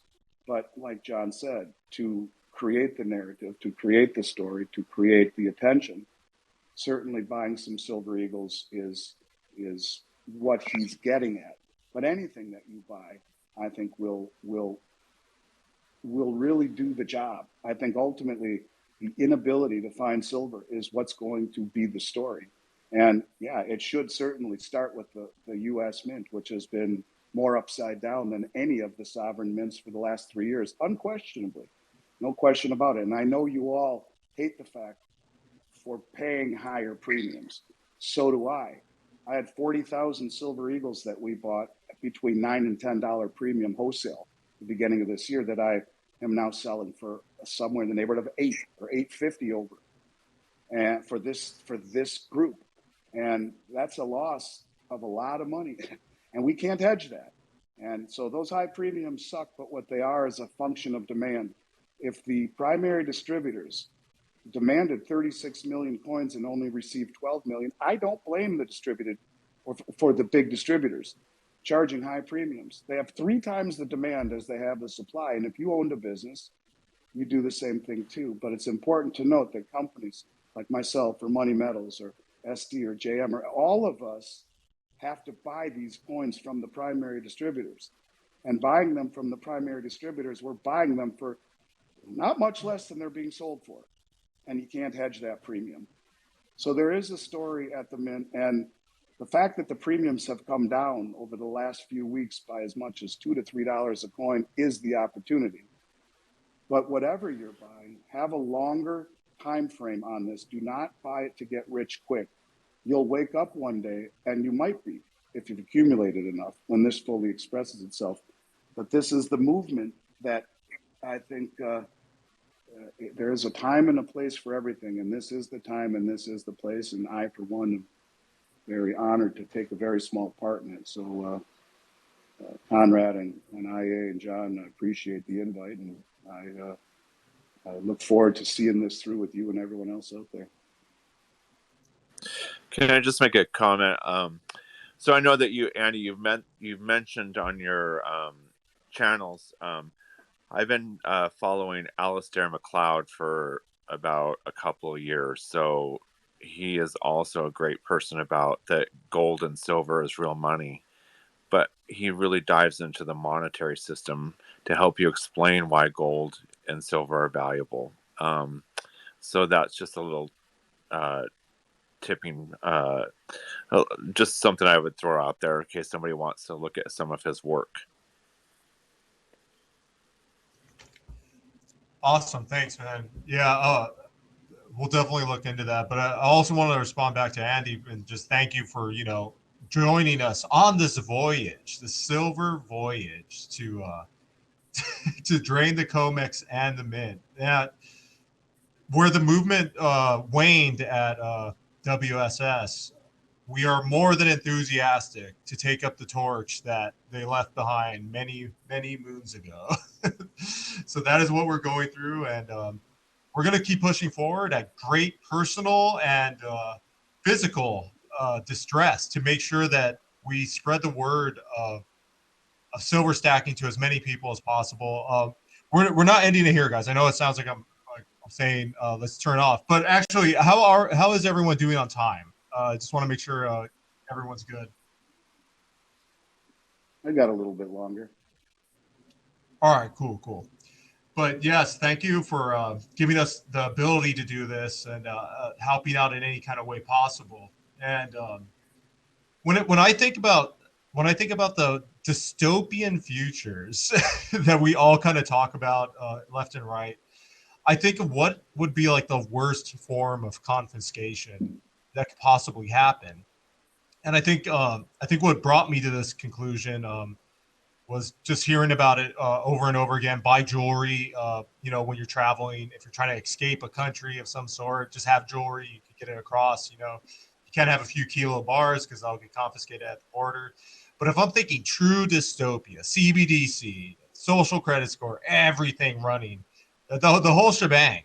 If I'm thinking that, I can easily see generics or some form of silver, maybe collectibles of some sort being, banned from being used, and maybe they'll do a turn-in process of some sort with like they did with gold, where you have like a window of time to do it. But I don't know. It could be something that is set up. You get a felony. How dystopian do you think this can get? I'm going to go to Andy, and then I'll go to David, and then I'll go to Mike.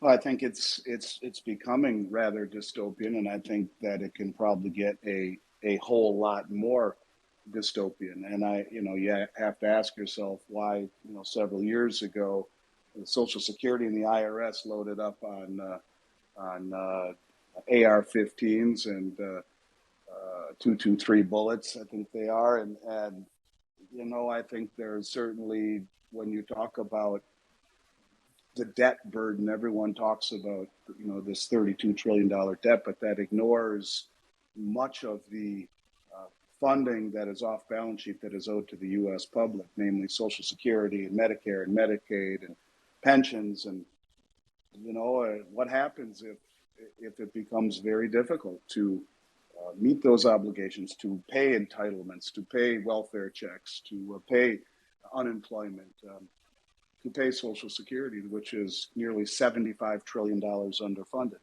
with IOUs. So when you talk about dystopian, yeah, I mean, most people in this country don't have enough money to write a $500 check for an emergency. They don't have anything in the way of savings. They're at the stretching out their credit cards to max, and they are not prepared for what is coming. And the low interest rates of the last decade encouraged people to extend what it is that they're able to afford. And people who are in homes right now with mortgages that they secured at 3% would really love to move to downsize or to do something different, but they're locked in because the cost of money is up over 100%. Cost of money from 3% on a 30-year fix to 7.5% now. A $400,000 house is going to cost you $1 million right now.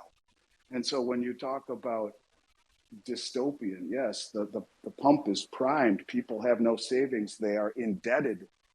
And, maybe when you think about the Klaus Schwab statement, you'll owe nothing and be happy. Maybe that rings true in an environment where not only are people leveraged and undercapitalized, the asset prices that they value so much, which they felt rich on when interest rates were at 0%, which pushed all these asset prices up to unrealistic levels. When they do fall to meet equilibrium with the environment we find ourselves in, higher interest rates and inflation and a recessionary environment, in other words, stagflation, which is little or no growth, characterized by the higher cost of living, higher taxes. It's a bad place to be. So yeah, I hope that doesn't happen. I truly, truly do. And that's why I say, be careful what you wish for when you talk about silver reaching its full potential, because as the dollar is destroyed, with that goes the hopes and dreams of many people. And so you can only save the world one person at a time, starting with yourself. And hope we're wrong. Hope that what you are doing is nothing other than accumulating wealth. And like I tell the story often, when I started this company 32 years ago, there was only one rule that my father said you have to do. And, I said, fine, I can deal with it. And he said, you'll buy something every 2 weeks, period. That's it. And I've honored that promise. Even though I own the company, I buy something every 2 weeks. And to me, it's money I hope I never need to use. And I think about what the world will look like.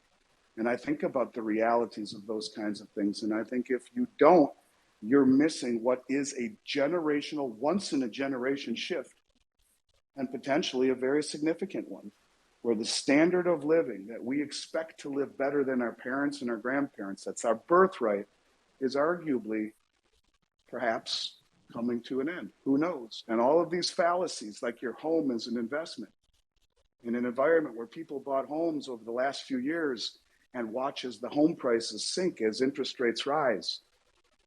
These are the types of scenarios that we have to realize are true.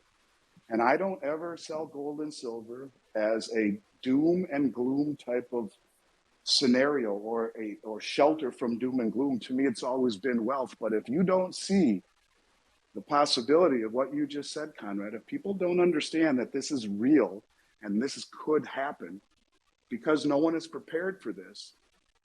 Look at the crime we see right now. What happens if it gets 10 times worse? Are you going to feel safe having your wife or your daughter or your girlfriend or yourself, for that matter, walking to your car in a city like Miami or Detroit or Chicago or Los Angeles or New York or San Francisco?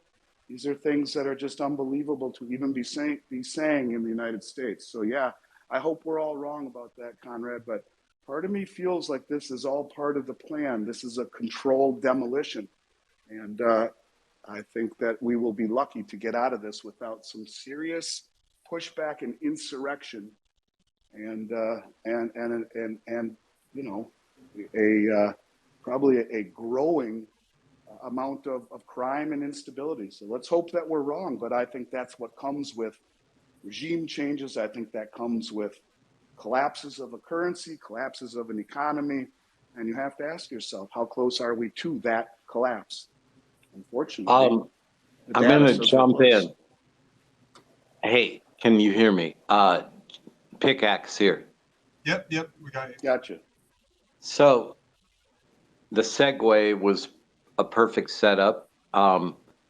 So really quickly, you can do the math on there will be a reset as we see that people are exiting the dollar because of the toxic orbit of the $32 trillion debt, the unfunded liabilities are, the quadrillions in derivatives, etc.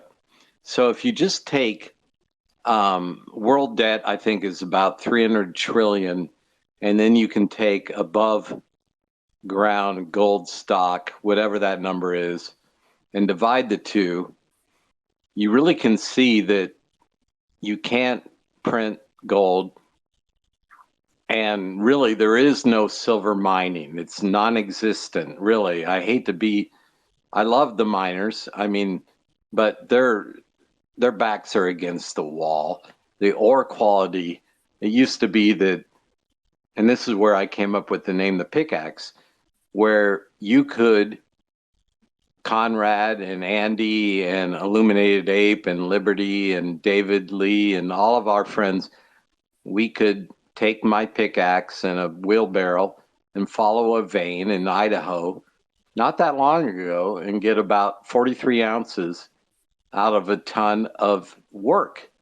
But now you can't. You can get about less than an ounce from that same ton. So now you're looking at just dust, plus the environmental regulations. Mexico just banned open pit mining. And by the way, they were the world's largest producer of silver. In jurisdictions in places like, well, most of Latin America, they're basically saying, we're not going to let the Northern Hemisphere rape the natural resources of the Southern Hemisphere, which was the playbook of colonialism, right? From Cortez to Pizarro to all of the nefarious and pernicious colonialists. So the world is waking up saying, there is no more silver, especially Silver Institute, and maybe they didn't do it intentionally, but they underreported the military applications. And there's been 20 stories leaked in the last week about, solar's using all the silver. Well, yeah, they are. I mean, Silver Institute only reported on the old panel, which was the PERC, but they didn't talk about the new panels, which are called TopCon, and the HJT, which double-sided panels. So we just know with solar in general that they missed it by about 200%. And then when you take Illuminated Apes research on nuclear and not just U.S. military use, just take the other 10 militaries underneath that, because we've been in an arms race since Eisenhower warned us of the military-industrial complex in his farewell speech in the this early 60s or late 50s. So we've been going on 60 years of a silver deficit. So that's why Drain the Mint makes the most sense, is because we have to stay steadfast and perseverate and obsess on holding these banksters, politicians, and the Federal Reserve, holding their feet to the fire to say, where's the silver? Like that old campaign, where's the beef?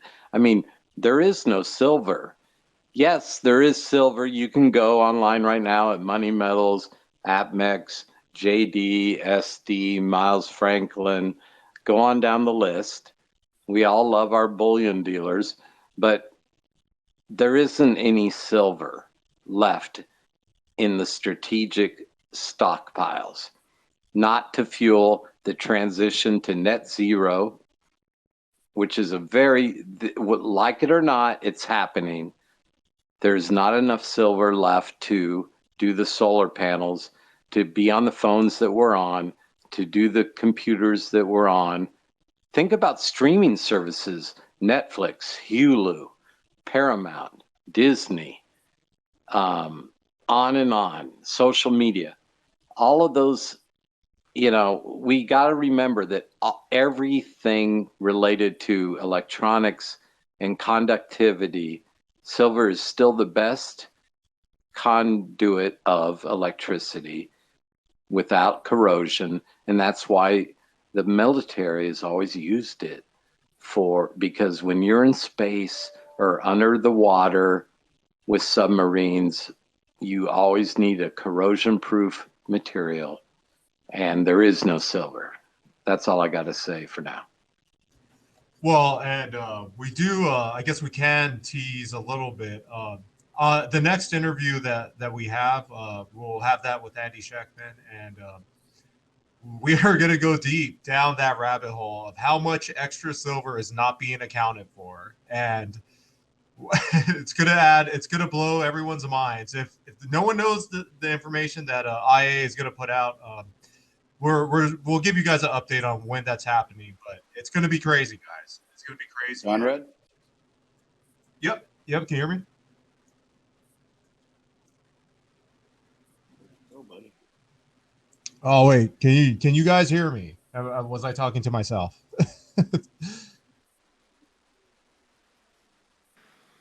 We can hear you. Oh, okay. Thank you, Mike. So that's why when we're looking at draining the mint, we're looking for targets that have the least amount of stuff to hit. So like when we're looking at, I made that 2-minute video just kind of describing Everybody. Oh wait, did everyone drop off? No. Oh no, I think that's just on your side, Andy.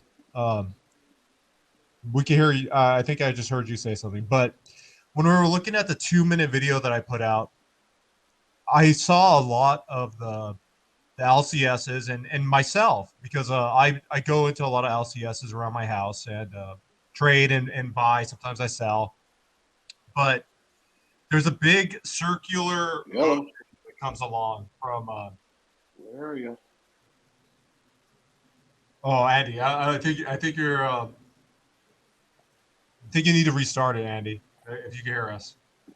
But there's a big circular motion that goes along when you're trading between all these coin shows, like the way John was talking about. Everyone's kind of trading amongst each other, and then we're slowly draining each LCS. Let's just say there's like 100 of them. We drain one of them, and then they'll trade back and forth between each other, or they'll order direct and actually start pulling some off the COMEX down that supply chain. But if we could actually direct some of our efforts, it doesn't have to be all only Silver Eagles, but if we could direct some of our efforts to doing that, then we know we will get to that point where they're not able to meet demand. I think that could be one person buying it, one famous person buying it with enough money to throw around. But we know there is going to be an announcement that they make that they can't meet that demand, and then that's when it's going to bring even more attention to a situation where the U.S. doesn't have the silver, and a lot of these central banks don't either. Conrad, I'm thinking you're probably gone, man, because I don't hear any of you guys, so I'm going to bail here pretty quick. Okay, Andy, you could bail, man. You could bail. I want to send you that. I want to send you a text with it. But yeah, so David, we talked about dystopia, and my vision of the dystopia that I can kind of predict and see, or hope it doesn't happen, but probably will. You never know. But how bad do you think it could actually get here in the U.S. and out where you're at? Was that directed at me? I think that was directed at me, right? Oh, at David, my bad. Oh, sorry. Then I'll ask you right after, Mike. Okay. Yeah. Well, actually, this is a very interesting thing. I'm in the process of moving back to the States, so that is one major concern of where my stack is going to be. I mean, I'm not going to be able to move the 1,000-ounce bars moving back to the States. So I have to be putting my stacks in multiple jurisdictions. So if one confiscated, so be it, and I still have the other two, hopefully. The only thing I can actually carry back is sovereign coins. I think thanks to Andy's advice in the past was you can carry using the nominal value of the coins or the sovereign coins. I think the Eagles is like $50 or $20, and Silver Eagles is like $5.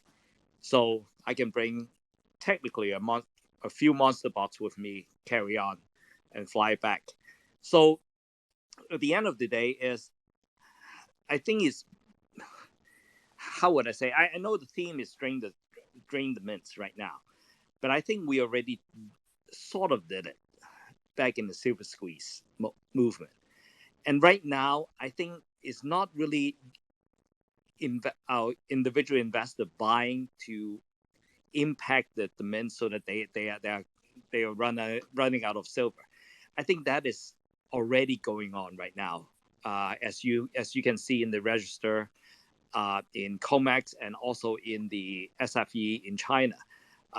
The number is actually historical low, and I think the industrial play is already draining. So right now, my strategy, I can only speak for myself, is I'm less concerned about draining than basically using whatever cash that I have to get whatever silver and gold that I can get before the whole system is going to collapse. And so that's why I'm still posting that I'm still buying things from different mints.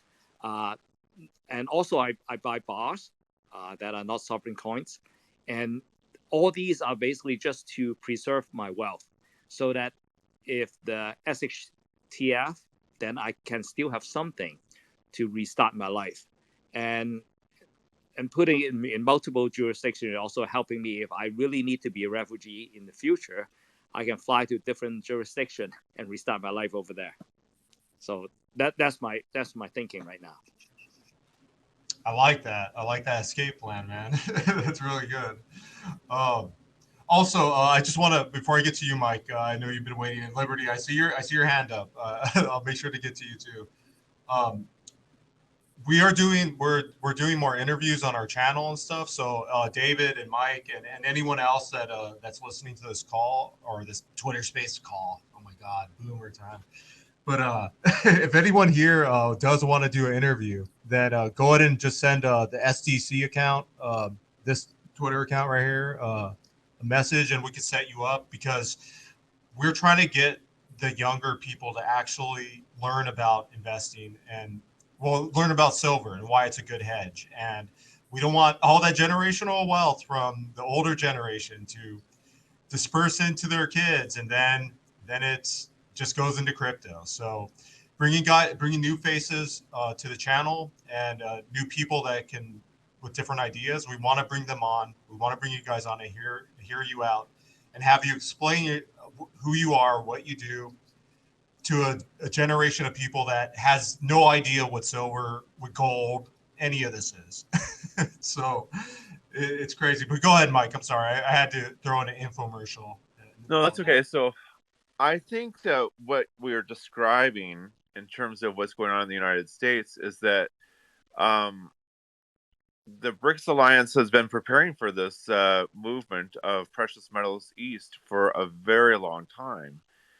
And the fact that we're now running shortages in the United States probably brings up the question, are we really deindustrializing ourselves? And that would be a question to ask, because I think the monetary authorities don't have an answer for what is about to happen. So I think it's the deindustrialization, and I would reflect back on what Andy said about the central bank digital currency and all that stuff. And I think that they may try that, but I think France, what is going on in France right now, I don't think that that is going to be solved. I think that the regimes, the Western European regimes, are going to go down, but they can't really run a CBDC, in my mind, in a situation where you have an economy that doesn't function in terms of natural resources. So I'll kind of leave it at that. So that's my take. I think they're going to try it, but I don't see that they're going to succeed, given that the Western alliances pretty much deindustrialized their natural resources. I mean, we didn't build the infrastructure. We have natural resources in the United States, but we didn't build the infrastructure to be able to get that stuff out of the ground. And so I think that's a big problem for the United States.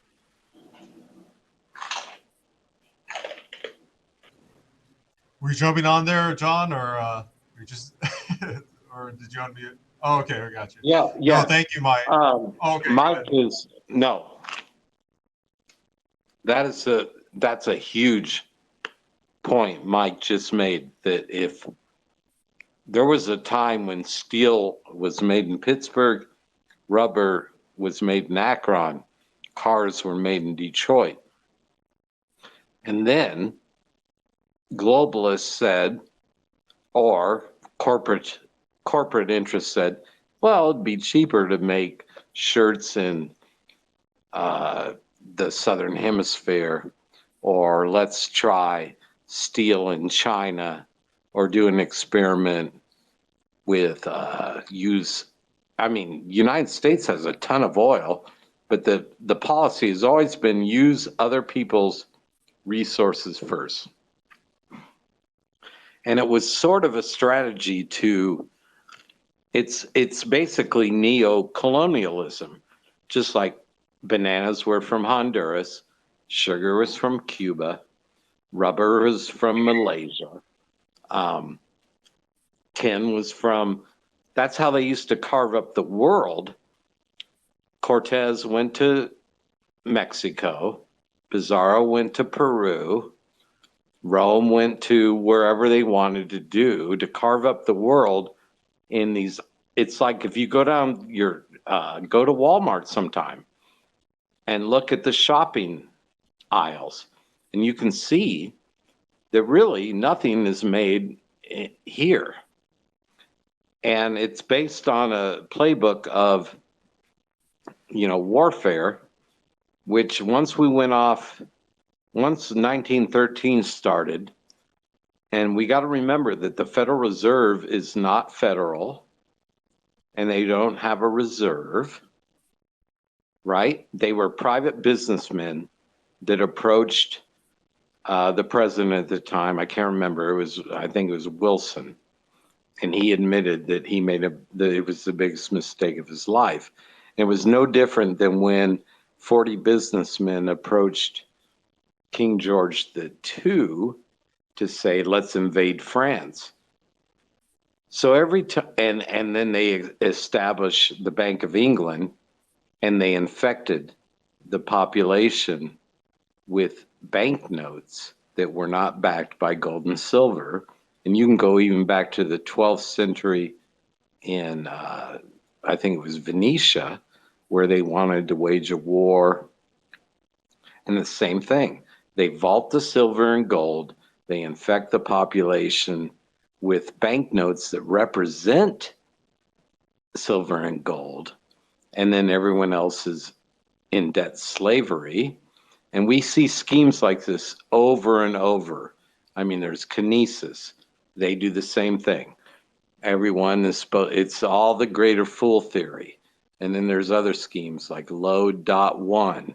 And you're supposed to, they say, we'll vault your silver and gold.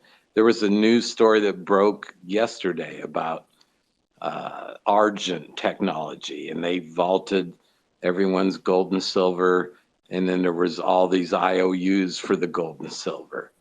And you're going to see the scheme play out. FTX, same thing. Here's your Bitcoin. Oh no, it disappeared. And it's all about the counterparty risk. So your only strategy to fight back from tyranny is to hold your own. Like Andy said earlier, it's not to get rich. You're not going to flip it. It's not some speculative, stupid meme stock like GameStop or AMC or any of that bullshit. This isn't gambling. This is about staying alive in a system where every day you wake up and there's 300 more mass shootings, and I never get into the cultural wars. I don't want to talk about guns. I don't want to talk about abortion. I don't want to talk about textbooks. I don't want to talk about anything, race. I don't want to talk about lesbians. I don't want to talk about transsexuals. Those are all cultural wars that are designed to divide the population. You know, this is all about having a chance to have a future. And Illuminated Ape is right that we have to fight. If we have a chance to take back our destiny, even if it's small. I mean, look at Gandhi. I think the guy, he basically went on a hunger strike, and he took down the British Empire. And all the great leaders, whether you believe in people like Confucius or Jesus or Gandhi or Shinto, it doesn't matter. The key is David always overpowers Goliath because we have the numbers. Look at France right now. France should fall. I'm glad it's on fire because if you look at the egregious shit that France inflicted, they had colonies all over the world, just like UK and United States. So really, it's just the emergence of the Southern Hemisphere overtaking the Northern Hemisphere. So now we just have to join forces with BRICS, and they have a gold and silver plan. So I just urge everyone to jump off the U.S. plan and go on to the, go side with the slaves when the slaves are about to revolt. That's all I'm going to say. Powerful stuff, John. Yeah, I mean, we see everything that's going on with the world and how we're always. It doesn't matter what it is. There's always going to be some kind of narrative of any sort, and it's always going to be all you poor people got to fight all you other poor people, while at the same time keep making our Starbucks coffee. So it's always going to be that. There's always going to be those distractions that exist, and that's why I think we are strong enough with the original SilverSqueeze where they petered out a little bit. I mean, obviously all of us are still silver stackers, and we still want to see the SilverSqueeze happen. I think with Drain the Mint, we could also ignite the flames of awareness and education that comes from this when the public so desperately needs to understand why we're doing this and why they should be doing this. Maybe not as crazy as we are when it comes to some people, maybe turning 50% of their assets into precious metals or some kind of hedge. Maybe they don't have to go that far, but they have to know about it. They have to be aware about it. And I think we are going to keep with the momentum that we have so far and that we're going to get later, we're going to push this so that it is on Bloomberg. So it is on Yahoo Finance. I want all of them on Yahoo Finance to be talking about silver and how Drain the Mint or the SilverSqueeze is taking off again, bigger than GameStop. I want to hear that. And that will come. That will come probably with bigger news that pops up and stuff, but it is going to happen. And before I just ramble on long enough or too long. Liberty, I've let you wait so long, so please go ahead and say what you were going to say or ask your question. Oh, no worries at all. No, I love hearing this stuff. Yeah, just when Andy was on earlier, in the back of my head was that scene from The Big Short where he yells at everybody to stop dancing or stop laughing, right? Because, the back of your head, you do have to remember that if the real price of silver and gold comes about, it's at the expense of every single one of your friends and family losing their 401ks and losing their retirement plans and their savings and all the cash grandma stashed under her bed to turn into some Weimar, newsprint or whatever, wallpaper, whatever they turned it into. But I live in New York, and I believe that instead of, we were talking about confiscation, which we've seen the U.S. do it before, at least on paper, but we know that most silver stackers are also tinfoil hat people. Not everybody, but a big amount of us also had lots of lead and brass, at least in the United States. So I don't think they're going to be sending, those thousands of IRS agents to knock on your door with their new fancy AR-15s. But in New York, instead of just like outright banning stuff, they sort of tiptoe around things. And my tinfoil hat tells me that instead of forcibly confiscating or outright banning, they'll just make your life hell for having it. Because, silver and gold are money. We know that. But it's also freedom. It's your ability to be anonymous, your ability to buy what you want when you want.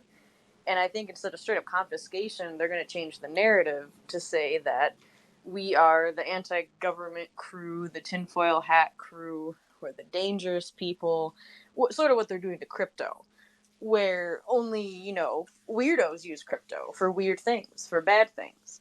They're going to start shifting that narrative to silver stackers, people who are into precious metals, the preppers, the anti-government crew. And I remember, was it last year or 2 years ago, when the Buffalo shooting happened, they went out of their way in the manifesto to highlight that he paid for some of his stuff before his massacre with silver. And I thought that was like the craziest thing, that I started paying attention more in the news, that anytime I heard of some crazy person doing something, they paid for it in crypto or they paid for it in silver, as if Hunter Biden isn't sniffing coke and doing God knows what else with like actual fiat, the US dollar. But I think they're going to demonize us, and they're going to, instead of just taking it away, they're going to tell your friends and family that you're crazy, you shouldn't have it, it's no good, the price is so cheap, it's not worth anything. And that'll be sort of like their final last ditch effort to get everybody to sell off or to turn in your neighbors. Because if your neighbor has a silver stack and a bunch of guns, they're probably up to no good. And I'm sure that'll be blasted all over well before the real price rockets, and they have a chance to say, all right, for the good of Ukraine or the good of whatever war comes next, you have to sell it to the government or we'll pay you this much for it. Like, was it back in the 30s that happened? I could be wrong. I can't remember when the Gold Confiscation Act happened. But that's my tinfoil hat. I definitely agree with that, just that labeling that's going to happen with a lot of the silver stars. Because look, there's not that many of us, all right? there just isn't. I was talking to a community member and Mem Toil, I believe, and he was saying that in the area that he's in Israel, that he thinks there's probably only like 1,000 people that are actually investing in silver and gold, or at least silver. And actually using that as a hedge against inflation on their end. So I do believe, yeah, they're going to definitely label all of us, however many there is. What would you think, like a million, maybe a few million, if even that many? Well, you got to keep in mind that we're also the idiots that are super loud and online yelling about it all the time. There's probably a significant amount of people who are way smarter about shutting the hell up about their silver. That's true. That is also true. Yeah, I think we're the only ones that are actually promoting or publicly saying that we even have any. So, but yeah, there probably is a decent amount that are rightfully paranoid not to be displaying their silver stacks every day or talking about it. But I do also agree that I do think that the dystopia will be way worse. Liberty, just in my opinion, because it just seems to always happen that way. But oh, sorry, I thought you were jumping in. So we're getting close to 2 hours and 30 minutes, guys. So I want to lead off with closing statements. Since Andy had to leave early and stuff, so that's no big deal. I think his connection was going down, but he gave more than enough talking points to lead off with. So we're happy to have MilesFranklin.com sponsoring the SilverDegenClub a community, Reddit community, and also we have a Silver Eagle contest for hashtag Drain the Mint. So if you guys want to get on that, jump on that. So we'll get some closing statements. David Lee, did you have anything you wanted to say just to leave off before we all disperse? Just keep an eye on the development of the BRICS. They will have the summit in South Africa at the end of August, 22nd to 24th. There might be a lot of rumors coming out that there will be a currency, there will not be a currency. Either way, there will be a lot of movement to metals in the next few weeks. So keep an eye. If you want to stack, wait until you see that there is a bottom. Go get your stuff and just get some popcorn and wait until the end of August. I think you will be pleasantly surprised. Hell yeah. Thank you, man, for that. And Mike, go ahead. I do want to say thank you to David Lee because you gave us that picture of some of the stuff about China that we didn't know that helps fill in the gap of where their thinking is and where they're going. So being able to bring that history to the front of where they're going in the sense of their monetary system, that was really helpful. And I want to thank you for that piece that you gave. And in closing, I think I've pretty much, I just think that, I mean, for me, it's a waiting game. I think we're seeing some movements now, maybe in the bond market, given how the market went today. We may see more selling off in the bond market. So that would be my closing thing is I think I haven't been sleeping for a long time, and I've never had that problem. So that's all I'll say is I think we're at a major crossroads that is going to come upon us maybe within the next 30 to 45 days. Oh, yes. That's the kind of black swan stuff I like to hear, Mike. So yes, I'll jump to you right now here in a second, Liberty, and then Pickaxe. But just thank you guys for also coming on as speakers. This is our first Twitter space, riddled with errors and disorganization as always from the SDC crew. So you can count on that, guys. But if you ever want to come on and do an interview with us, we would love to introduce you to our community. And for you, David and Mike, if you ever want to do that, or anyone else listening, you bring a different perspective. We would gladly have you on. And we would love to hear what you guys have to talk about and introduce you to the SDC. So, Liberty, I am going to ask, do you have any closing statements? No. I mean, I just full disclosure. Some people are really concerned about the premiums and blah, blah, blah about the Silver Eagles. I own one single Silver Eagle and I traded for it. So I never paid the premiums. Like the vast majority of my stack is just trying to get weight. It's generic, sometimes gifts. But I think I am going to try and pick up a few from Andy, just pay a little bit of the premium to get a few in my pocket and sort of help it. But I mean, you don't have to go all in on Silver Eagles. It makes sense for the Drain the Mint. And watching a little 2-minute video, it is fun to see. Like, oh yeah, no, I am just selling back to my coin shop, and the coin shop is selling back to this person who sells back to that coin shop. So I think it's slow, but I believe somebody else also said that at this point, the mint has been drained. It hasn't like broken the news yet. So I'm sort of on board with that as well, that it's gone. Like, they don't have the silver. But I still would love to see a headline, some kind of traction, the local news that works its way up. I mean, fucking Wall Street Silver made its way to a few, mainstream news channels, much to my dismay. But it'll happen maybe quickly, maybe slowly. But I think our work is pretty much already drained it. We just need to make everybody else aware at this point.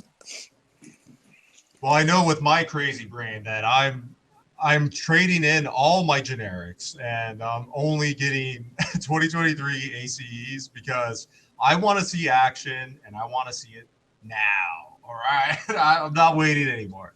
So I'm grabbing those only, and I like the resale value of them. I like the solvency part of it, that you could actually get rid of them if you needed to. And David Lee brought up the monster box analogy, traveling, and I think that's a sound strategy that I am employing myself. I suggest everyone don't take advice from me. I'm not a financial advisor. I don't know what the fuck I'm talking about, but that is my strategy. I'm all in. I'm all in on drain the mint, and that is how I choose to contribute to draining the codex and seeing this actually play out in my lifetime. I want to see this play out relatively soon. So go ahead, Pickaxe. I know okay, I gotta talk for a second. Now listen, I am like the stupidest person in this room by far. But now, given that, let's all admit, if we just look around our lives and let's act like we don't know who the Federal Reserve is, or who the U.S. government is, or we have 50 states. But how did these 50 states get there? Oh, they killed a bunch of Indians. And let's just admit we just wake up one day on planet Earth. So if you had to just pick up the news one day and just see that there's this one country that has like all the money, which is in history it's been Rome or Spain or the United Kingdom.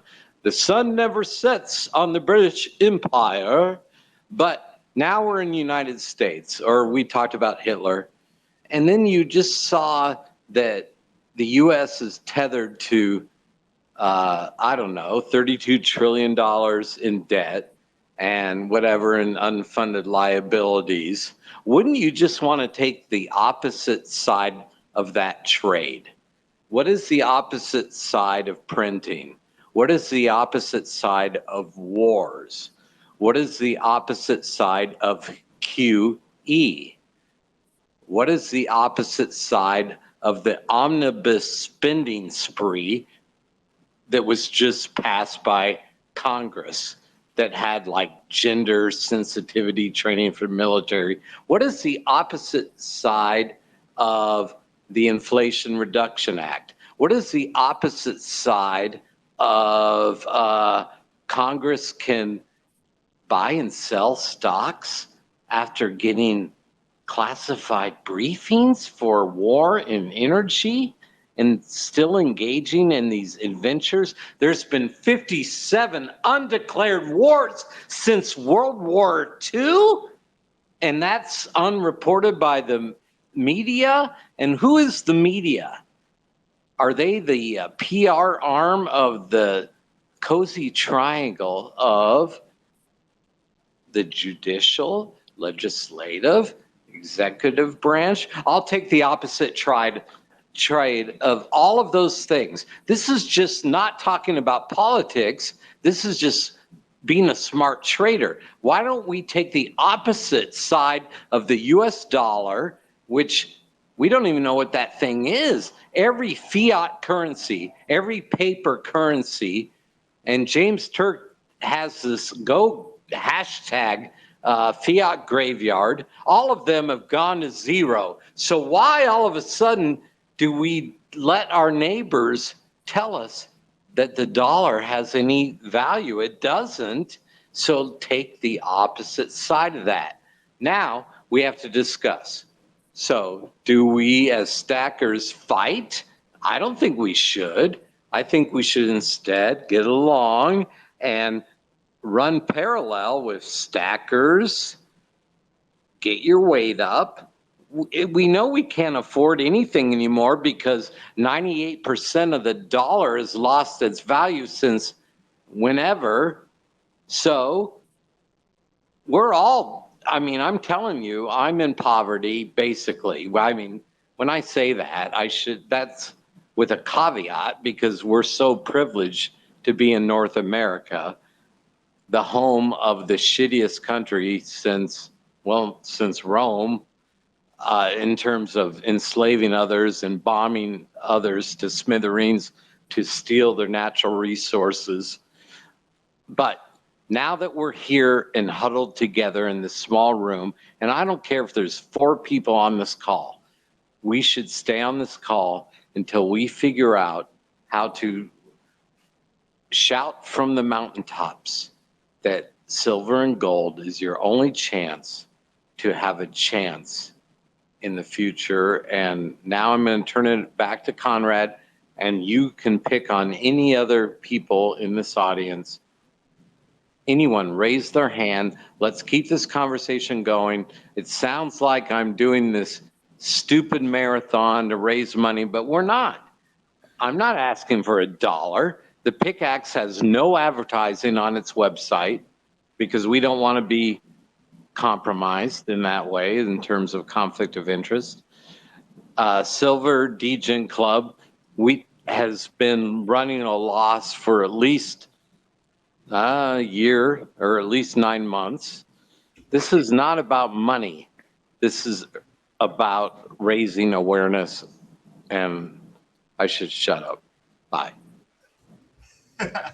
Thank you, John. Yes, the Silver Degen Club is funded by my personal savings and the other mods as well. And so it definitely is not a lot left, boys and gals. So go ahead and send any donations or join our Patreon at the Silver Degen Club Patreon. Join it, guys, if you want. I saw you raising your hand, Kind Coin.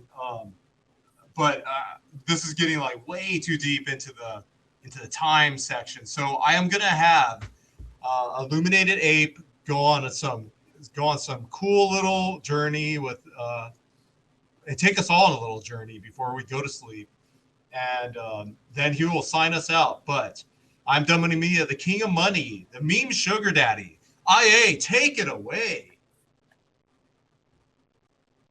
Oh, I'm sorry, everyone. I was muted and was talking to myself. So let me just say again, thank you for everyone just showing up to our little Twitter space tonight.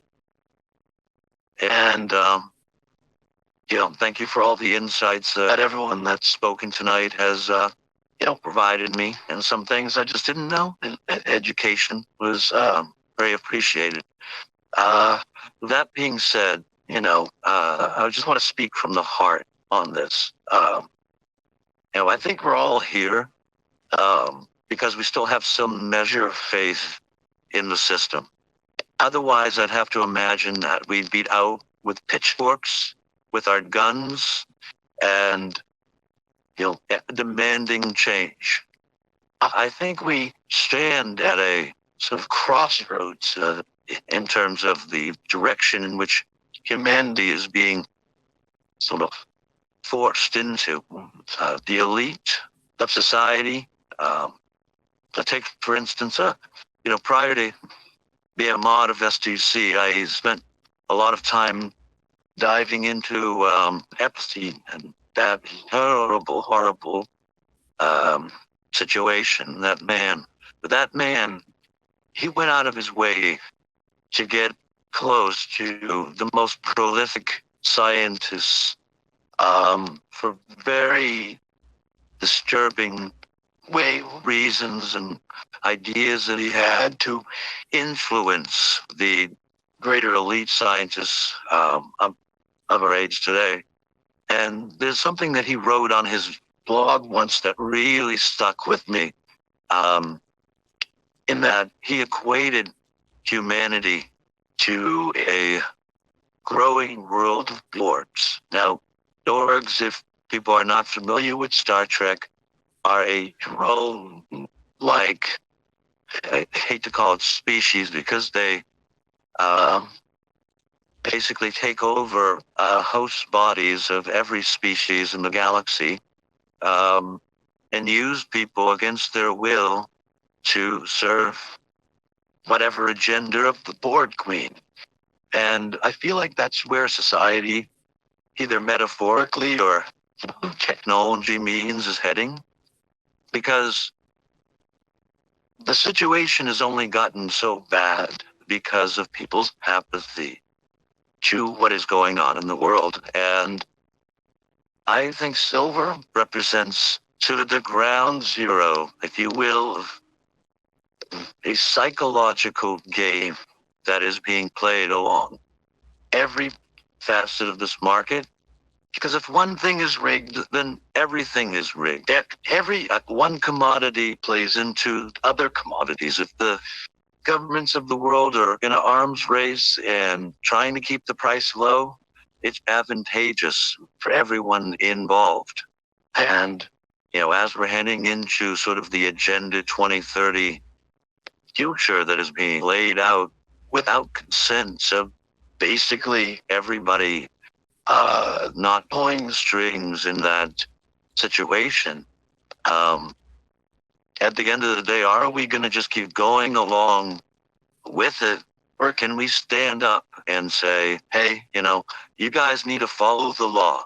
You need to provide these eagles. If you cannot provide these eagles, then something is going on. There's a shortage. We expose this. We might end up exposing the greater wars that are going on there.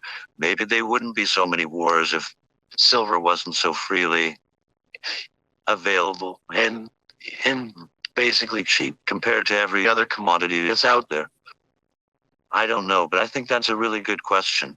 And, in closing, I just want to say that, I looked into a lot of things. Some things I'm still going to come out with for further proof that, the has used a lot of this. The nuclear energy has used a lot of this, and we're in sort of the territory where they only have enough silver to do their Agenda 2030, and then what? And I don't know. I think the end, what is the scary part? I think we're heading into a future where technology is going to enslave us, and we're not going to allow them to own private property. Why? Because the World Economic Forum has already said so. They're very proud of that. You will own nothing and be happy.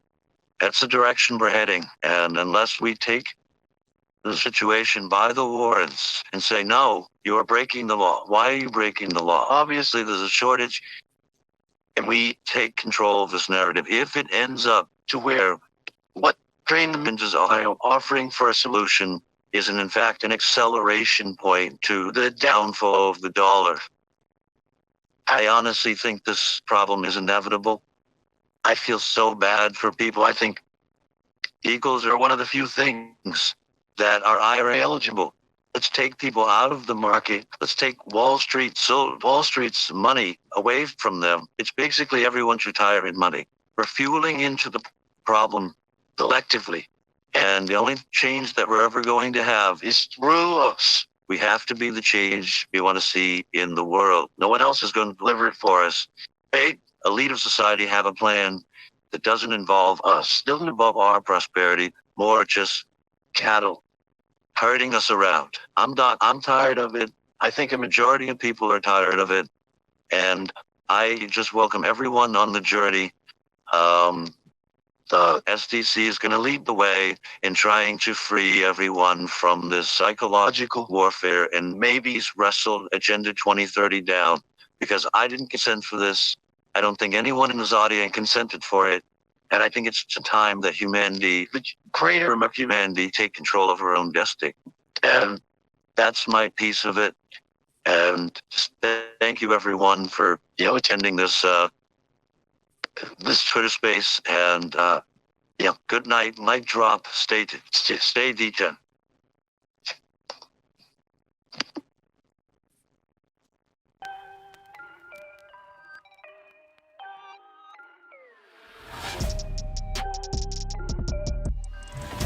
Now that's the kind of shit I like to see. It is time to announce the life-giving heroes of SDC. GG Bullion and hashtag Drain the Mint is Stupid are the two Patreon supporters of SDC. Truly the sexiest people alive. Remember, if you want to support SDC's efforts, join our Patreon and you too will join these chads. Until next time, suck my butt. Poo poo, pee pee, fart machine.